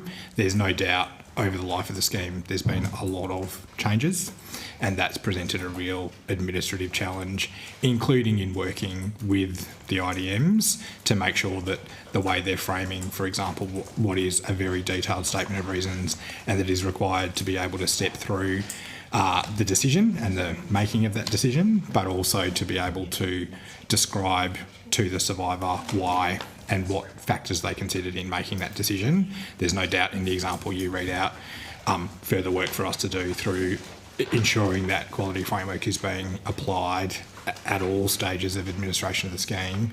The language is very important in a space like this. Chair, I'd suggest that the scheme's always, since its outset, had a trauma-informed approach, hasn't always got that right. And I mean, this committee has uncovered many examples where the approach that we were taking has not landed well with survivors and hasn't been the most successful way in helping survivors reach an outcome through the scheme. And so there have been a lot of changes throughout the course of it. This latest iteration really is trying to set independent decision makers, but as Ms Fevers has said, the entirety of the redress team up for success in communicating in the right way to get the right outcome for survivors. The framework was implemented in 2023, just that closing that question out. Yeah. Commenced implementation in 2023. Renee, I know you've got your hand up. Thank you. Thanks, Chair. Thanks for the information so far. I have a lot of questions, but this is just a quick follow-up to that. I think what's become clear in some of the communications that we've seen, it's more than just being trauma-informed, and it's more than just communication and language. What's been raised with us is around the IDMs, whether they have sufficient understanding of the behaviour of predators, and in particular child sexual predators. Can you give us a sense of whether you feel the IDMs are well equipped to have an understanding of those behaviours? Because some of the examples, like the one that was just read out, to be frank, it's concerning that seems to be absent. So by dint of the nature of our independent decision makers, they do come from a diverse background. Some are in, we have counsellors, psychologists, social workers, but also people who worked in law enforcement and child protection previously, obviously no longer. They do come to the scheme with some understanding of the impact of trauma and the behaviour of predators. We also have a training package, which is something that we'll look at being able to make available potentially to the committee, I think, that actually goes through, and when we onboard our independent decision makers, we do support them with training over several weeks when they first commence, and then there is ongoing support around training, micro-learning sessions, with information sessions, and then workshops as well. It would be good to understand if it's mandatory training and what the contents of that would be very helpful. We'll have a look at it and see if we can make it available if it's useful to the committee, and then you can draw conclusions from that. I think the recruitment, so I mean, you've got to look at, from my perspective, you've got to look at the life cycle of engagement of independent decision makers, and so from a recruitment perspective, in terms of how we approach and look for independent decision makers, we're clear about the role and the skills and attributes that we're looking for in people, and then we test that through the process of bringing them on board. The training continuum, so the initial training when they come in, and that ongoing piece, continued micro-learning, and then the quality framework, which sort of helps guide the way we conduct. All of those things have to operate together to make sure that we're getting the right outcomes. And so this is not a space where we're just going to go, yep, we've nailed that, set and forget, we can move on with life. It is an area where you've got to keep tuning it and keep refining it. Yeah. I think the other elements we've heard about in the submissions and just in feedback is it the S24 letter, that being received with people not having any notice of that arriving. And I understand there's that timeliness ambition around how do we ensure people get their outcomes sooner. But then we've got the client or the redress applicant receiving that without any support around them. So that's come up as a concern. And I think the other thing that we've heard today is around access to the phone line. Is it? Was that and that people not getting through, and therefore having to spend, half an hour on the phone recalling in order to get through the system. So there are some of the things that are creating a lack of confidence in the system and stress for people that are often already under, significant distress because they're applying to the scheme. So would anyone else like to say anything? Let's start with what I would hope would be an easy thing. You can imagine how frustrating it is for parliamentarians to hear about phone lines cutting out and requests for email access being talked about but never implemented. So can you give the committee an update in terms of how is the phone line currently working? What, if any, consideration you are giving to improving access via the phone line and access through email? And then I'll follow up with some additional questions. So I think probably really important to note that just in terms of the phone line, the scheme to date, we're closing in on over just on 1 million phone calls to and from the scheme in the last 8 years. I think we're somewhere around 820 or 30,000 phone calls right now. We have 2 phone lines that are maintained. One is a general phone line that is provided out to on the website, and then we have another phone line that is dedicated to incarcerated applicants, so applications from jail. We do receive high volumes of calls. We have dedicated contact teams, and we've been through a period of change and evolution in those contact teams, where we're working towards being able to resolve on first contact an applicant's query when they come to the scheme. So previously our contact teams weren't able to provide that level of detailed support around a specific question with an application, help with completing a form, those sorts of things, and calls would be passed back through the scheme to other staff. And sometimes we quite often didn't have staff available to respond to those calls. So we've been building up the capability of the contact teams so that they can resolve those calls. That does mean people are on the phone for longer, and it has impacted wait times.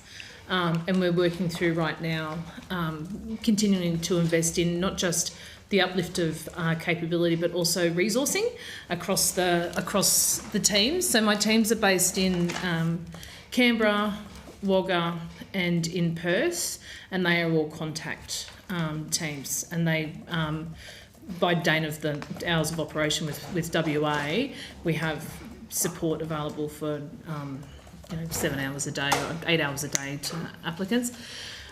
Calls, though, are being unanswered. We are, as I said, they are timing out after 10 minutes, which does mean people are calling the scheme back.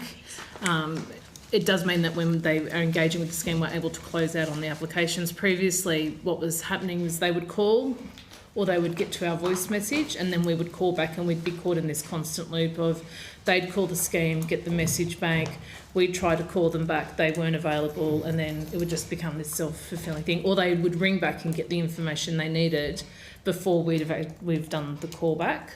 So we're trying to streamline the process, make it a more meaningful engagement for the applicant, be able to answer the question on the spot rather than give them the runaround, to be honest, and then be able to progress the next steps of that application, so it would be a positive movement forward, that discussion with the scheme.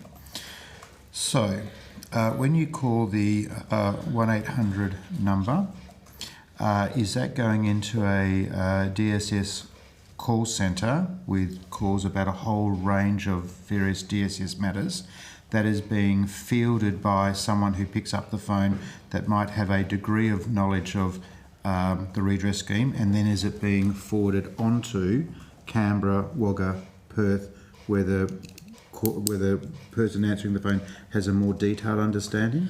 No, so it's a direct line to redress. Right, it's redress proper. Yep. We are, I think it's fair to say, the only contact team for the Department of Social Services in that context. So, and those calls just through the IT and the telephony systems that are in place.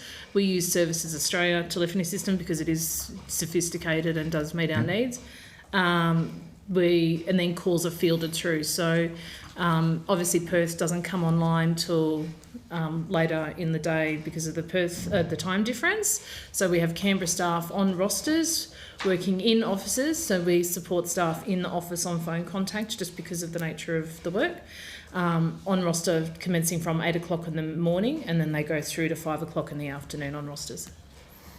And how many people are we talking about? Across the contact space right now, that section, our application processing and contact team, has approximately 80 staff. 80 people answering the phone? Yes. So, okay. You would agree that improving efficiency around this initial contact is very, very important? Yes. So is the department considering requests from redress support services so that they might have a direct line?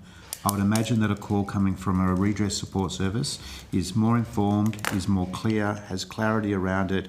So, that would, assist in, We have been, ironically, we have been discussing this internally in recent days and weeks. For our incarcerated phone line, that number we are going to make available to the redress support services because, again, there is real challenges around supporting applicants applying from jail. Correct. Yeah. We don't have a dedicated phone line per se for the redress support services coming into that general line, if you like, for want of a better term, that 1-800 number. But we do actually have regular engagement with our redress support services. We meet with them quite often. At an executive level and then at an operational level. And we are currently working with a protected email trial with that's been in place since last year with redress support services. They've been able to sign up to that based on their own discretion, not because we've said you should. So I think the majority of our RSSs are now a part of that trial and information is able to be shared through. So again, not trying to not have a phone conversation with an RSS, but if there's information that they have from a survivor to support an application, then it can come through that email trial. And we might have a look at it, Senator, because it's true what you say. By and large, the information that we get through support services is comprehensive, is in a better place for us to be able to progress somebody's application. We have a roundtable with the support services next week, so we've got a couple of days with them next week, so we might see whether or not there's anything further we can do in that space. Might I just ask a question? You said you're about to provide them with the phone number? For the incarcerated phone line to redress support services that support applicants. Was there a resistance to doing this before? I mean, how long has the phone number been in place? Well, the legislation changed in 2024 and that was where applications from jail. And that's when the phone line was in? Correct. So can you explain why we're now 2026 and you're about to? What happened? Well, I don't think it's fair to say. There's no resistance. I think it's just the evolving nature of the support model, the scheme, how we can work more, exploring how we can work more effectively with redress support services.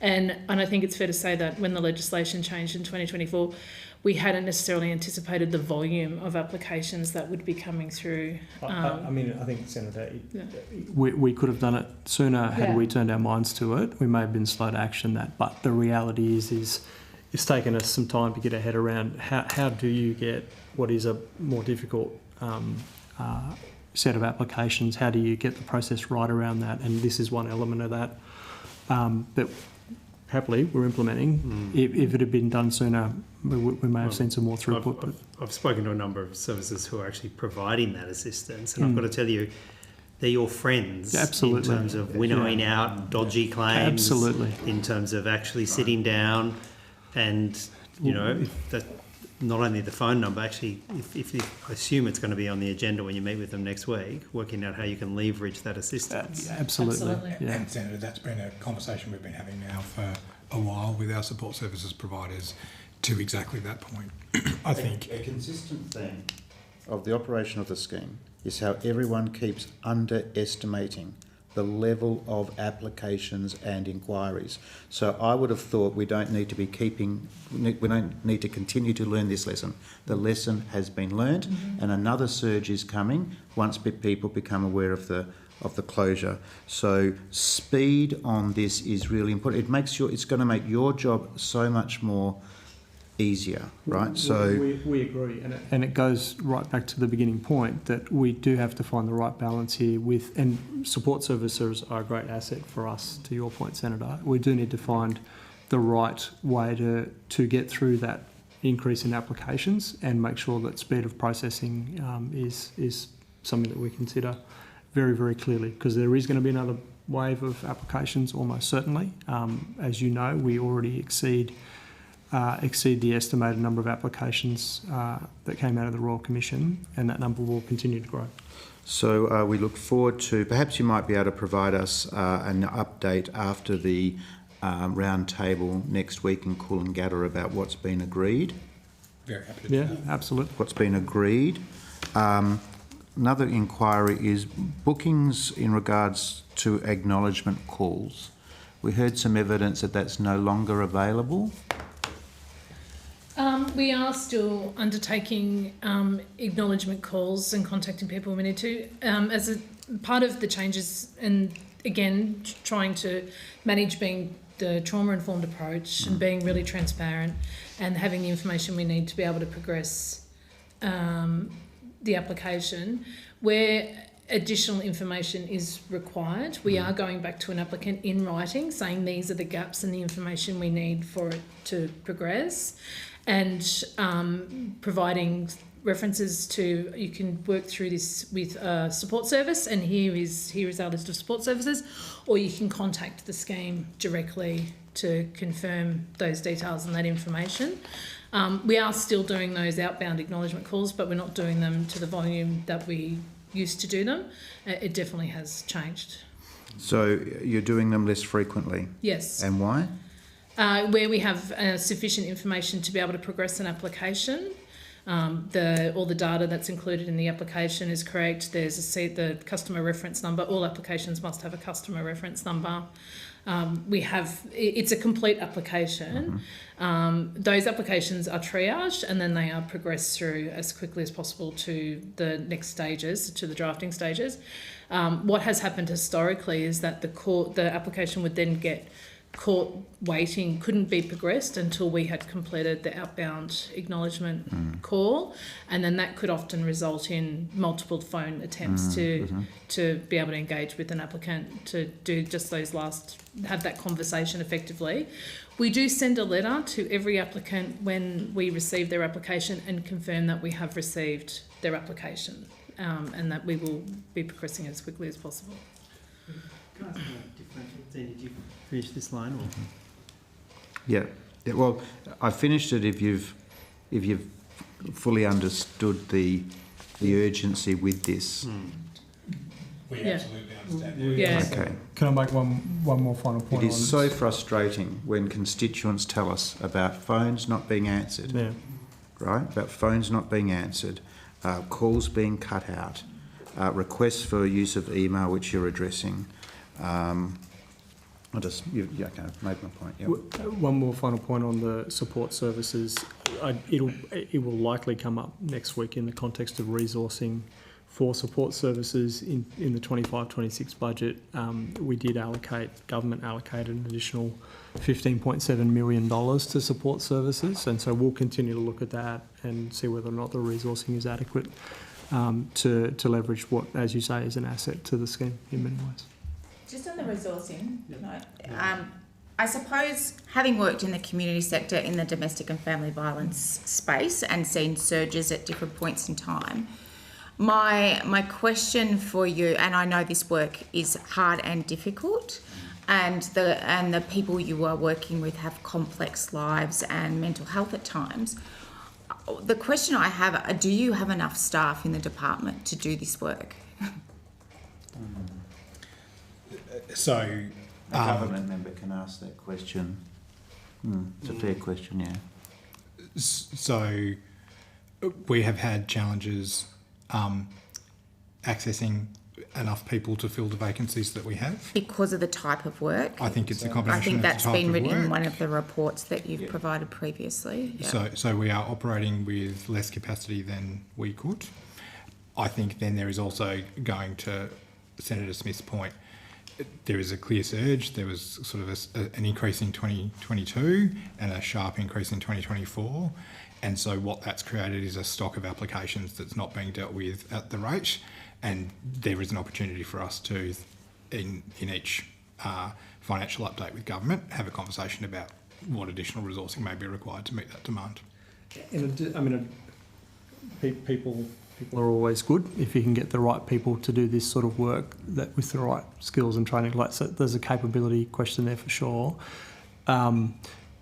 But it's not just a people problem. We have work to do, and we've embarked on that work as we've described here today, but both in our report on getting the processes right. Attending to the phone lines, attending to how people access the scheme and the communications that we have with people, really fine-tuning the level of information that we require of people and how we get that from people, as well as we've talked a lot about what we do, but it is a cooperative scheme, and so as well as working with all the partner institutions in this process to fine-tune how they do their part of the process to make sure that we're giving them enough. So it's a combination of all these things that really go to the resourcing picture of the scheme. What's your vacancy rates at the moment in the department from a staffing level? And I suppose, and to that point around staffing, and in our previous conversation about the IDMs, I suppose there's a question for me about the skill level of the IDMs, based on some of the feedback we've had about, the responses. So there is a question for me around staffing capacity and levels in the department, and then levels of professionalism within the IDM process. The team will correct me if this is wrong. You look like you've got the data there, but we have grown the IDM workforce in recent times, and as we were describing before, some considerable effort into making sure we're getting the right people in those spaces through the recruitment processes and the training piece that we're doing. And as I said, we're happy to have a look at sharing the training, and you can give us your views on some of that. But we have grown that part of the workforce in order to progress decisions around applications. Did you want to talk to the... So yes, we increased the number of IDMs middle way through last year. I think we're working to fill in the order of 50 vacancies, which we've onboarded some people on in recent weeks to the tune of, I'll say 20, between 20 and 30. So looking to fill that. 50. Of 50. That goes to getting us to the level that we need to be operating at, separate to then a question around whether that's sufficient for the stock that we've got. Could we get just on notice what the budgeted number are? Or I could give you that. What the actual number are, and then if we could get it now, that would be great for IDMs. But then can we also go back over the scheme history and do that for each financial year? But what is the budget and what is the number? So currently working to an ASL position, so not a headcount position, but a funded average staffing level of 648, which includes our independent decision makers, and very happy to provide on notice. And what is... Well, that's the your, actual. What is the actual? I'm sorry, I don't have the actual. Oh, for IDMs. So just for IDMs, I can tell you that's 75. And what's the ASL? What's the... What do you... I don't have with me the detail If we can get that data, because For both I'm of those hearing you've got cohorts. vacancies, you're trying to recruit, but what's the gap there? And we'll look historically at that we'll have a look at it But historically. see, I suppose I'm And the having trouble with demand. that 75 figure. Did you say 75 IDMs? Yes, 75 IDMs. They don't all work at a full-time capacity but you're recruiting 50. No, 50 across the board. Oh, across the board. Yes. Across Of the the 600 board. and 648. Yes. So we've got excluding IDMs. an ASL figure that we're working to of 648, which includes our 75 IDMs, that we have ability to bring more IDMs on within They're that. not at half strength. We are finalising another recruitment round for IDMs. Can we get that for IDMs and for the thing? Just going back over the life, what the ASL is, what the actual numbers are. Yeah. How many more IDMs are planned to be employed in 2026, which is noted in your submission at page 9? We are hoping to uplift by as many IDMs as humanly possible. So we work with a company to go out to do that. I'm hoping to bring on at least another 10, 15 IDMs. But that number will be dictated by the number of applications we receive and the suitability of those applicants. For the reasons that we've discussed. Okay. Renee, you've got a question. Thank you so much, Chair. I've got three. The first one's probably one to take on notice, so if I just ask. In your submission, you talk about how a reduction in the timeframes has been achieved, and I think you spoke about that this afternoon as well. I'm just wanting to know how that's been achieved and to what degree, and just to understand the breakdown in the timeframes on processing of applications. So the question, which I imagine you'll have to take on notice, is from the original date of lodgement, how many individuals are currently awaiting an outcome and have been doing so for more than 3 years, 2.5 to 3 years, 2 to 2.5, 1.5 to 2, 1 to 1.5. If we could get a breakdown of those, that would be very helpful. If we haven't already, we might provide either now or afterwards the latest data sheet. So we've provided previously to the committee a data sheet. We can provide an updated version of that. Please. Yeah, if you'd like. Does it include how long? Yeah, no, So we can certainly provide this, and then the specifics of that question we can provide in terms of those those waiting for more than a year, more than 2 years. To actually break those down quite granular detail would be very helpful. My next question is about, we've heard testimony from different groups that there's a perception of a shift in the department kind of shifting from the burden of proof, going from being a reasonable likelihood that these events occurred to more of a type of beyond a reasonable doubt. And I know this is from the IDMs, and I take your points from that. But you also spoke about, introducing quality and consistency processes, new ones, more recently. Do you think that that's leading to more unsuccessful claims? So I was listening to some of that discussion earlier today. Any shift, so I think I wanted to look more at the data based on that evidence, and happy to share that in terms of any shift that we're seeing in numbers of applications not being approved and the basis on which that might be. It's certainly not that it's based on instructional direction from the department, so we have not changed our advice to suggest that the threshold is different, and certainly not that the threshold is to shift up actually, and based on discussions I understand have been had through this committee in the past about examples where that threshold may not have been being applied correctly, the interpretation of sexual abuse, particularly the contemporary understanding of sexual abuse versus what may have been a contemporary understanding of what was appropriate for a child many, many years ago. We've had a number of conversations just in the time that I've been with the scheme about reinforcing the reasonably likely threshold, and really trying to reinforce with our IDMs the need to consider it through that lens, that the purpose of the scheme was to be established not to be a legal bar, in fact to be an alternative pathway for survivors. And so really our messaging has all been about reinforcing the reasonably likely threshold, not suggesting that it is to be increased. So if there are examples of that, again, we'd be happy to see those, because to reinforce that, there has been no communication of anything other than reasonable likelihood and the bar that is set in legislation within the scheme or the department broadly.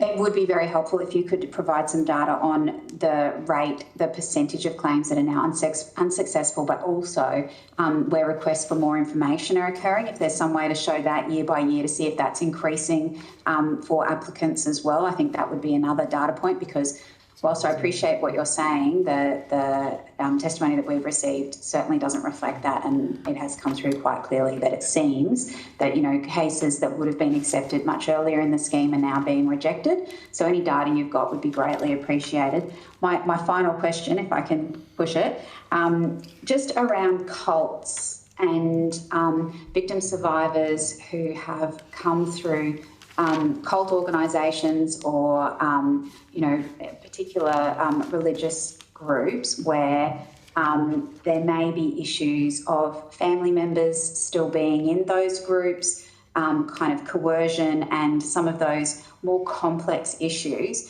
How do you feel that the scheme is set up to support those types of victims in that context, which can be quite different to a victim of another type of institution where that institution itself has gone through some changes over time? There are some institutions we've heard that those internal changes may not have shifted, and that it may be quite challenging for those victim survivors to process claims. How do you feel the scheme's set up to support them?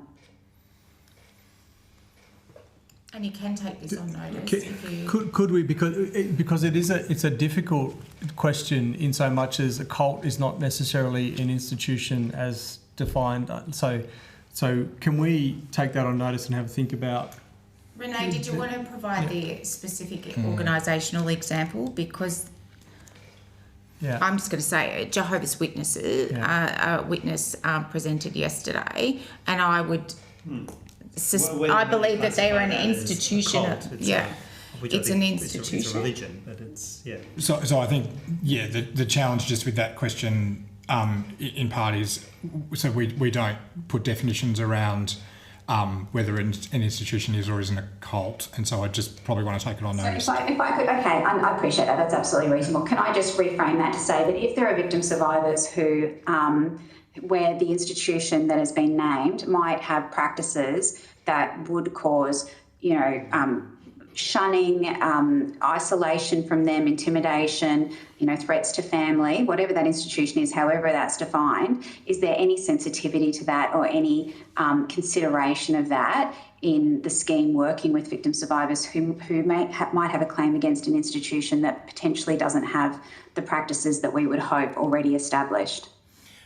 So I think what I will say, having taken the question on notice, is there is some more work for us to do in the way that we work with victim survivors, particularly in gathering that information and at the point at which we're advising on an outcome around their interaction with the institution, particularly, for example, around the direct personal response component of the scheme. So I think there is some more work for us to do. That is a conversation we're having with survivors next week, specifically around the direct personal response component.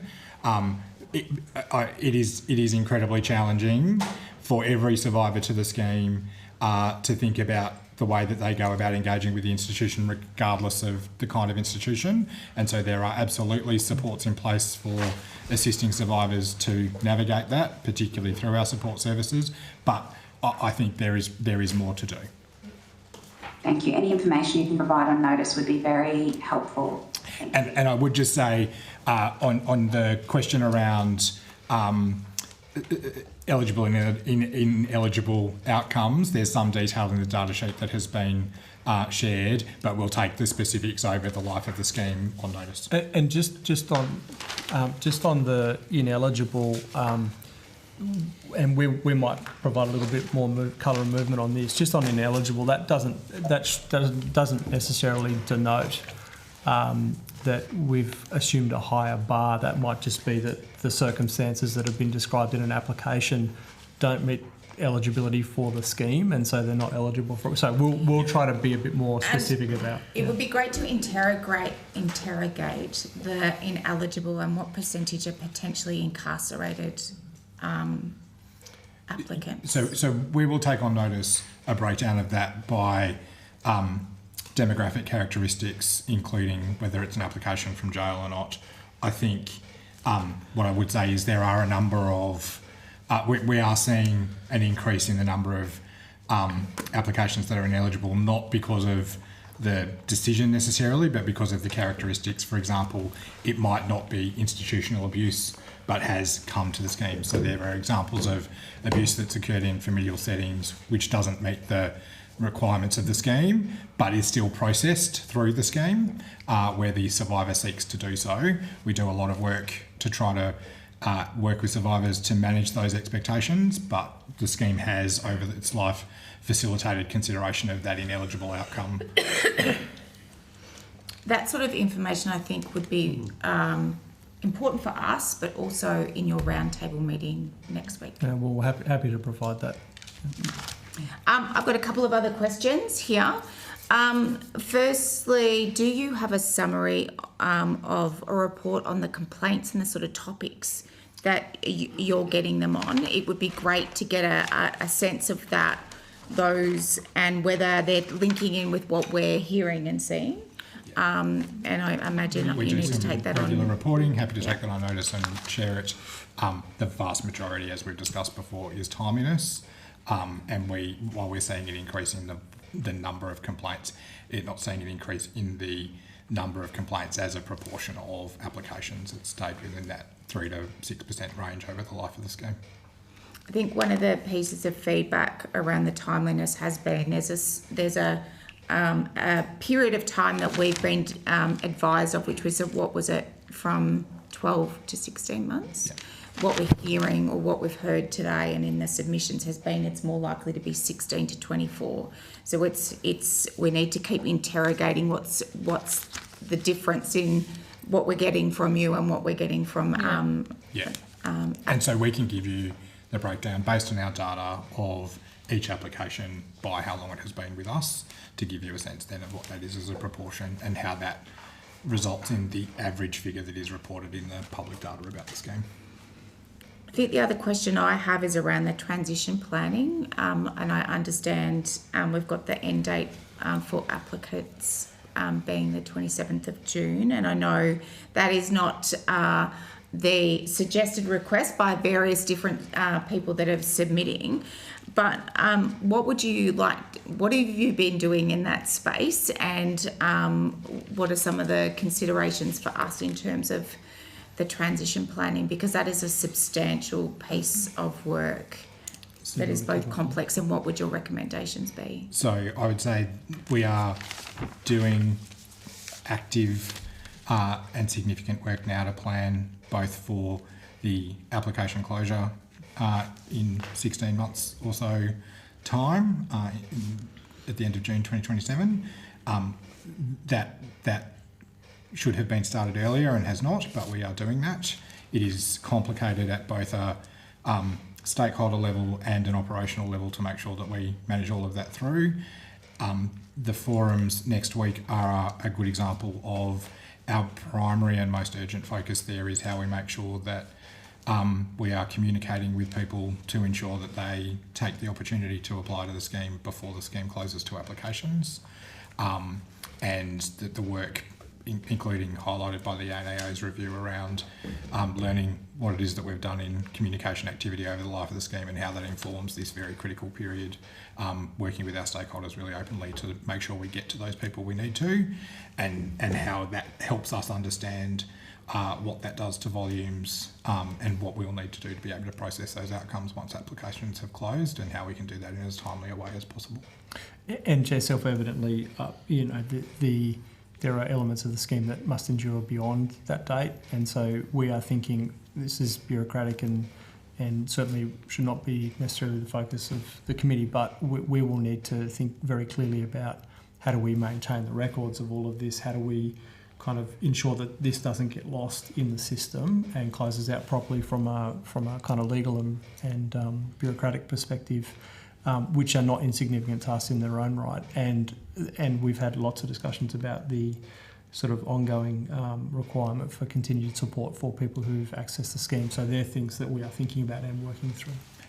And I think to your question, Chair, in terms of your focus, it really, goes to how we enable that through any changes to legislation that ensure that the powers exist for those things to be managed out, but particularly, for example, around obligations on institutions going forward. Once processing is complete, how does the exclusion from being able to apply for grant funding where an institution didn't participate in the scheme, all of those things, how long should they endure? Is there an expectation? They are all things that will need to then go to how they're mechanically enabled through. Yeah. How do we manage the ongoing kind of institutional acknowledgement part of the scheme? All of those things are relevant and important. I just want to ask one more question around the transitioning piece. Communication, awareness raising about the scheme to different cohorts, those particularly marginalised. Is there a plan? And, you know, in your thinking about the transitioning, have you got timelines, those sorts of things? Yes. We have a draft communication strategy for this next period, which will be the subject of discussion and consultation with both survivors and support services next week. I'm happy to provide that draft and the updates that we make following that consultation. And Mr. I mean, if you're, depending on how time's going, we can go into it or provide something outside of the session. But I mean, in language, for communities, all of those things we've taken into consideration. And through existing mechanisms where survivors have trusted organisations that they go to, so we're going to use those intermediaries to actually get that message across, because our aim is to get to as many survivors, particularly those that are more marginalised and vulnerable, so that they can put in an application to the scheme before 30 June 2027. One of the comments we've heard about is making sure that these marginalised cohorts are aware of the scheme and, you know, the use of social media. I think Micah spoke to that in their presentation today. Have you done some projections around incoming applications as part of your forecasting for transitioning? And along with that, I suppose, going back to staffing, what's the staffing implication of that? So the Australian Government Actuary does some modelling for us regularly that includes projections around assumed increases in application intake. So we have that. We can absolutely share that. We're also doing some work to understand then how that translates to our workforce model. So we know that we have we understand what we'll need in order to be able to service that need. The real challenge in this, being frank, is we've done lots of engaging with stakeholders, including overseas who've managed similar schemes, and so understanding the various scenarios to the degree at which that volume increase is likely to be. There's very little for us to clearly peg that to, and so it is largely scenario modelling. Yeah. Well, and being prepared for understanding how we monitor it each month. There's as much science that the actuary can bring to bear on it, but there are still unknowns in that space for sure. And I mean, I'd say on the sort of the resourcing side of that, if you look at our portfolio budget statements, you'll see that we tend to get funding for redress year on year. So we have an opportunity, as Mr. Lovelock indicated earlier, we have an opportunity to go back to government without presupposing any decisions of government and put the case forward on what does the position look like in terms of applications, what might that mean for resources, and progress that in the usual way through the budget process. So those things are in place. Sorry, David. No, that's fine. Just looking at this data, the scheme has received 76,000 applications to date and finalised a third of them. Is that right? Yep. And in fact, last financial year received almost 20,000, which is 80% of the total number that you've processed in the course of 1, 2, 3, 4, 5, 6, 7, 7.5 years. The current resourcing is not going to have. This is going to be a disaster zone in the last 12 months. It's a complete disaster zone. I don't think I'm underselling it. These numbers show a disaster.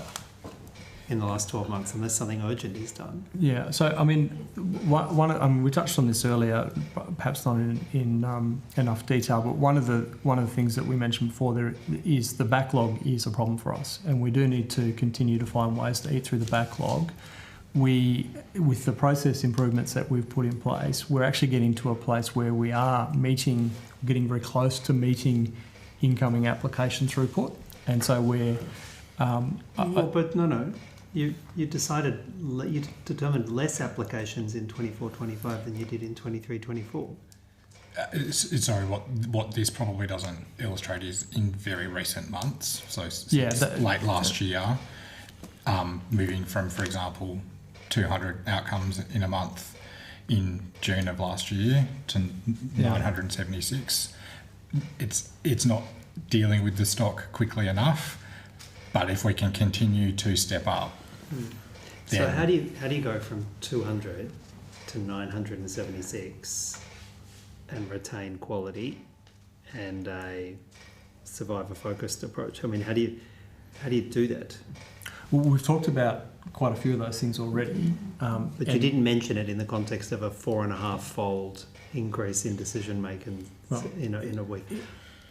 If you can do that, that's all strength to you. But a bunch of alarm bells go off when we hear that kind of. No, I mean, you're right to ask the question, Senator. We shouldn't underestimate the challenge of that. Well, I suppose what we are focused on is continuing to drive improvements into the system so that we can get after that. And what we are seeing through the process improvements that we've described and more to come is a big improvement in throughput of applications to the point where we are starting to meet the ongoing demand. The backlog is a challenge for us, and we do need to continue to improve the system so that we can get through the backlog. But the things that we talked about early on, the triaging process, making sure that contact with applicants is getting all the information that we need as quickly as we can from an applicant, reducing the backwards and forwards that happens. All of these things are contributing, and many more are contributing to increasing that throughput. But we need to continue to pull those levers. Can you, on notice, provide us with some quite genuine detail about what was done to have a 4.5-fold increase in decision making and how that's, I assume there hasn't been a 4.5-fold increase in staffing, stable or falling staffing. How high, some of what we've heard about the quality of the decision making has a slightly different perspective when we hear that the same resources are deciding 4.5 times as many decisions. We'd be happy to come back and give you that detail. So your question is ensuring the quality. Well, no, it's what are the things that got us? Yeah. What have you got there, and then reflect the. Anyhow, no, we'd be happy to come back sooner rather than later. Look at. Could I just ask on the issue of cults / let's ignore cults, institutions that have cultures in place where if you leave and speak out against the institution, you are not just marginalised, you are shunned and excluded.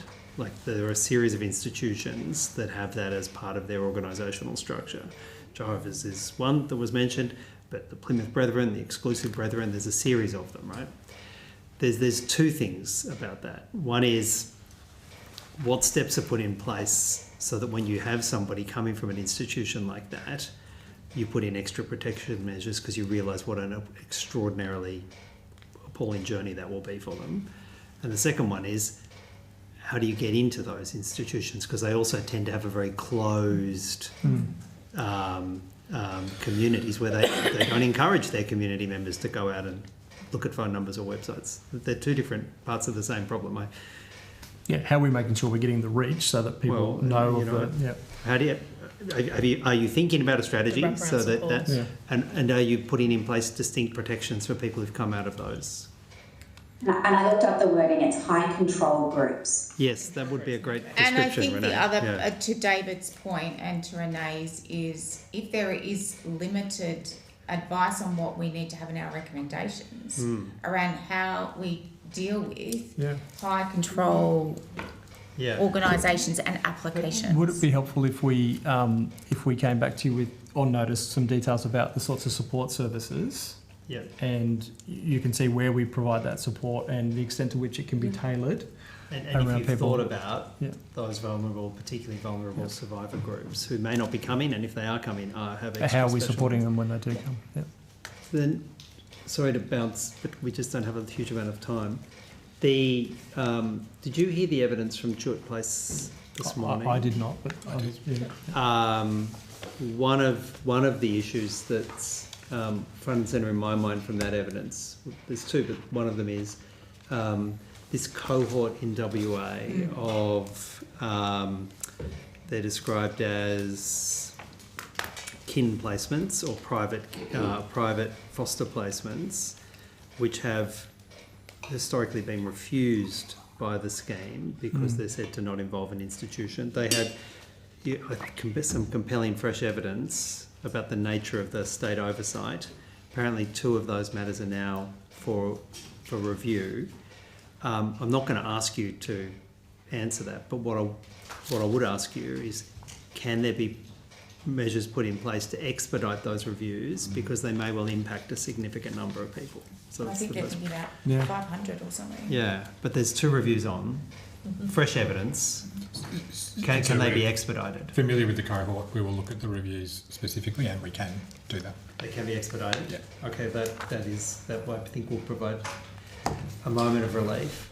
So if the review outcome is in the favour of the applicant, perhaps the scheme could communicate more formally that the administrative oversight no longer exists. Or the decision made with the evidence to hand. Yes. And then if the evidence wasn't there, would there be a process, though, that you'd go back and look at other matters which had been refused and communicate with those applicants? Would that be an automatic process, or would you have to do that? So it wouldn't be an automatic process, but there are lots of examples where these sorts of issues have been raised, and as a result, we've looked at what the impacted cohort would be and looked to understand the, I'm conscious of time, the challenge, of course, being, and you've raised, the decision was taken based on the evidence available at the time, and that may not be the only reason why the outcome, and so it just takes some time for us to work that through. The other thing was Jewett Place were quite concerned about their, and it's been a long-running issue with Jewett Place because of their previous funding and support from the Christian Brothers. They have been excluded from a bunch of grants and support payments out of the scheme. You would have heard their evidence about being excluded, and I'm sorry, I'm a little tired, from being excluded from that cohort of support services, however properly described. Ms. Lovelock, did you have a response to that? So I understood that was in relation to Find and Connect. It was both Find and Connect, and we'll come back. Why don't we start with Find and Connect, and then we'll come back to the next. So I support Senator Shoebridge's point. The department has a letter signed by Mr. Riley, which has been provided, which makes a very, very clear statement that those previous concerns around conflicts of interest no longer exist. And I don't have the letter in front of me, unfortunately, and may never have existed. So I think the primacy of that correspondence is very, very important and should be well known across the department, because that issue has always been contested, and it has stood in the way of Jewett Place being able to participate as fully in the scheme and supporting. So rather than us, Senator Shoebridge, the Connect scheme, but it was also when the decision was made to roll over the funding for the existing support services, there was no opportunity for Jewett Place to put their hand up to be part of the support service. They have a large cohort of survivors. can we look at this and come back? So rather than try to take it on the fly, because I haven't seen the evidence and we probably need to get some of the pieces together, can we commit to coming back to understand those things? So I did hear the evidence. I certainly had understood the Find and Connect piece. I hadn't appreciated the same concern around the rollover of funding for support services. Yeah, but they were both live, and the rationale given for rolling over the funding of support services according to Jewett Place was that meant survivors didn't have to double handle or revisit their trauma. But what Chewett Place I thought made a compelling argument is they have 900 survivors on their books, and if they're not a support service, the fact that they're not a support service means they have to revisit their trauma, and that's a bad outcome. And if there was a way of fixing that, I think that would be a terrific thing. So we'll take a look at that issue and we'll come back. And sorry, Chair, the final thing is, you recall in the last Parliament there was a large amount of work about women who had been abused in medical procedures. Can you give an update on where that's up to in terms of numbers? Yes, so you'd be aware that we updated the guidance and that's been implemented. And thank you for doing that. That was a long path, but I know I've heard from some women already that it's meaningful. Yes, so that was implemented late in 24. Applications have continued to progress through to the scheme to eligible determinations. There was a number of applications that had previously been found ineligible. We conducted a review of all of those and are finalising those and contacting those applicants that, on consideration based on the updated guidance, would likely progress to an eligible outcome. We're working to contact those applicants and progress back through. Can you provide numbers? There was 16, so there was 16. I don't have the numbers right in front of me, so but I'll take it on notice and come back with detail. And I think we did provide some numbers at an earlier. You did. Yeah. So we'll come back with some updated numbers. So that was historical, and then has there been any communicate? I know the guidelines have been published, but have they been shared with support services? They've been shared with care leavers groups? Some communication about the amended guidelines? There has been communication about the amended guidelines, and that guidance actually has been provided to care leavers as a clan, so that's been provided there too. Yeah. It wouldn't just be clan that would have had that. No. Can you provide on notice what's been done to get that communication out? Yes. Yeah, and and again, look, these survivors groups, Clan and others, they had dealt with that trauma internally for so long. I just want to again give my acknowledgement of their work. Yeah. Thank you, David. Nothing else from you, Renee? Dean? No, thank you. I would just make one final point. The work of officials in this particular area is very, very difficult and challenging. It's onerous, and it's probably very unique when you think about the full scope of work that officials do. So something to think about is how this committee might sort of better acknowledge its appreciation for the work that's already been done, but also as a way of sort of acknowledging that, these are difficult issues, and because, we have a role to do, officials have a role to do, but I just think it's quite important that people know that they're appreciated. I think staff who are watching or will look back on this hearing will be very grateful for your words, Senator. And like being exposed to these histories daily and maintaining a public interest and a humane engagement to it, I join with the Deputy Chair in doing that. I just, sorry, on a very maybe a state parochial issue, but I've had concerns raised with me about the slow processing of state ward matters, that there's significant backlogs for New South Wales state ward matters. And it's a real issue. Is that because the department's not getting back? Is there a reason for this? I'll take that on notice to come back in more detail. If it's the conversation I think that has been had, it's not the National Redress Scheme, it's actually the New South Wales Well, that's what scheme. I'm asking. Yeah. We're not aware of any issues per se, have been outside of a stakeholder. The stakeholder has raised that with me as recently as yesterday. Yeah. So it's a piece of Well, work I think that we we'll may have been talking to the same person, but can you get some clarity on that? Yes. Because my understanding is like people waiting 3 years for New South Wales state ward applications to be resolved. And I think it also highlights scheme staff are under pressure, states and territories, particularly as participating institutions. There is additional pressure there as well in terms of throughput. Yeah, well, where the problem is, if we have to go and look at New South Wales and get them to properly fund it, let us know. So we'll come. And I think that issue is actually around the provision of records that are coming through from New South Wales government for state wards to support applications. But again, I'll take that on notice. Yes. I would like to just reiterate the Deputy Chair's sentiment around the work that you undertake at your level as officials and the staff within the department, and thank you, because I know, yes, there's lots of interrogation that goes on here, but we're all working to the same end, I believe. Pardon? Critiquing. Critiquing. All right, much better word. So thank you very much to all of you for coming today. We may need to have another, I suspect there's a lot of on notice requests, maybe another meeting just so we can drill into things and critique them. We welcome the critique.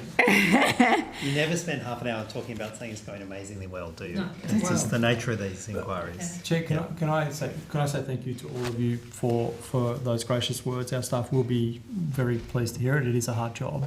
I'm very keen that if the committee identifies something that you think is going to make a positive difference, that we don't wait till there's a report in however long, because this is an our issue for us, and we're keen to make all the adjustments that are necessary to provide survivors with the outcomes they deserve. So if there's a way that we can have early insight into that, we'll be very grateful for that.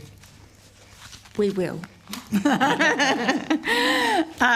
So just thank you for your attendance today. You'll be sent a copy of the transcript of your evidence and will have an opportunity to request corrections to transcription errors. Please send your responses to any questions taken on notice during this hearing to the Secretariat by close of business on Friday the 27th of March 2026. And no doubt we'll meet you all again very soon.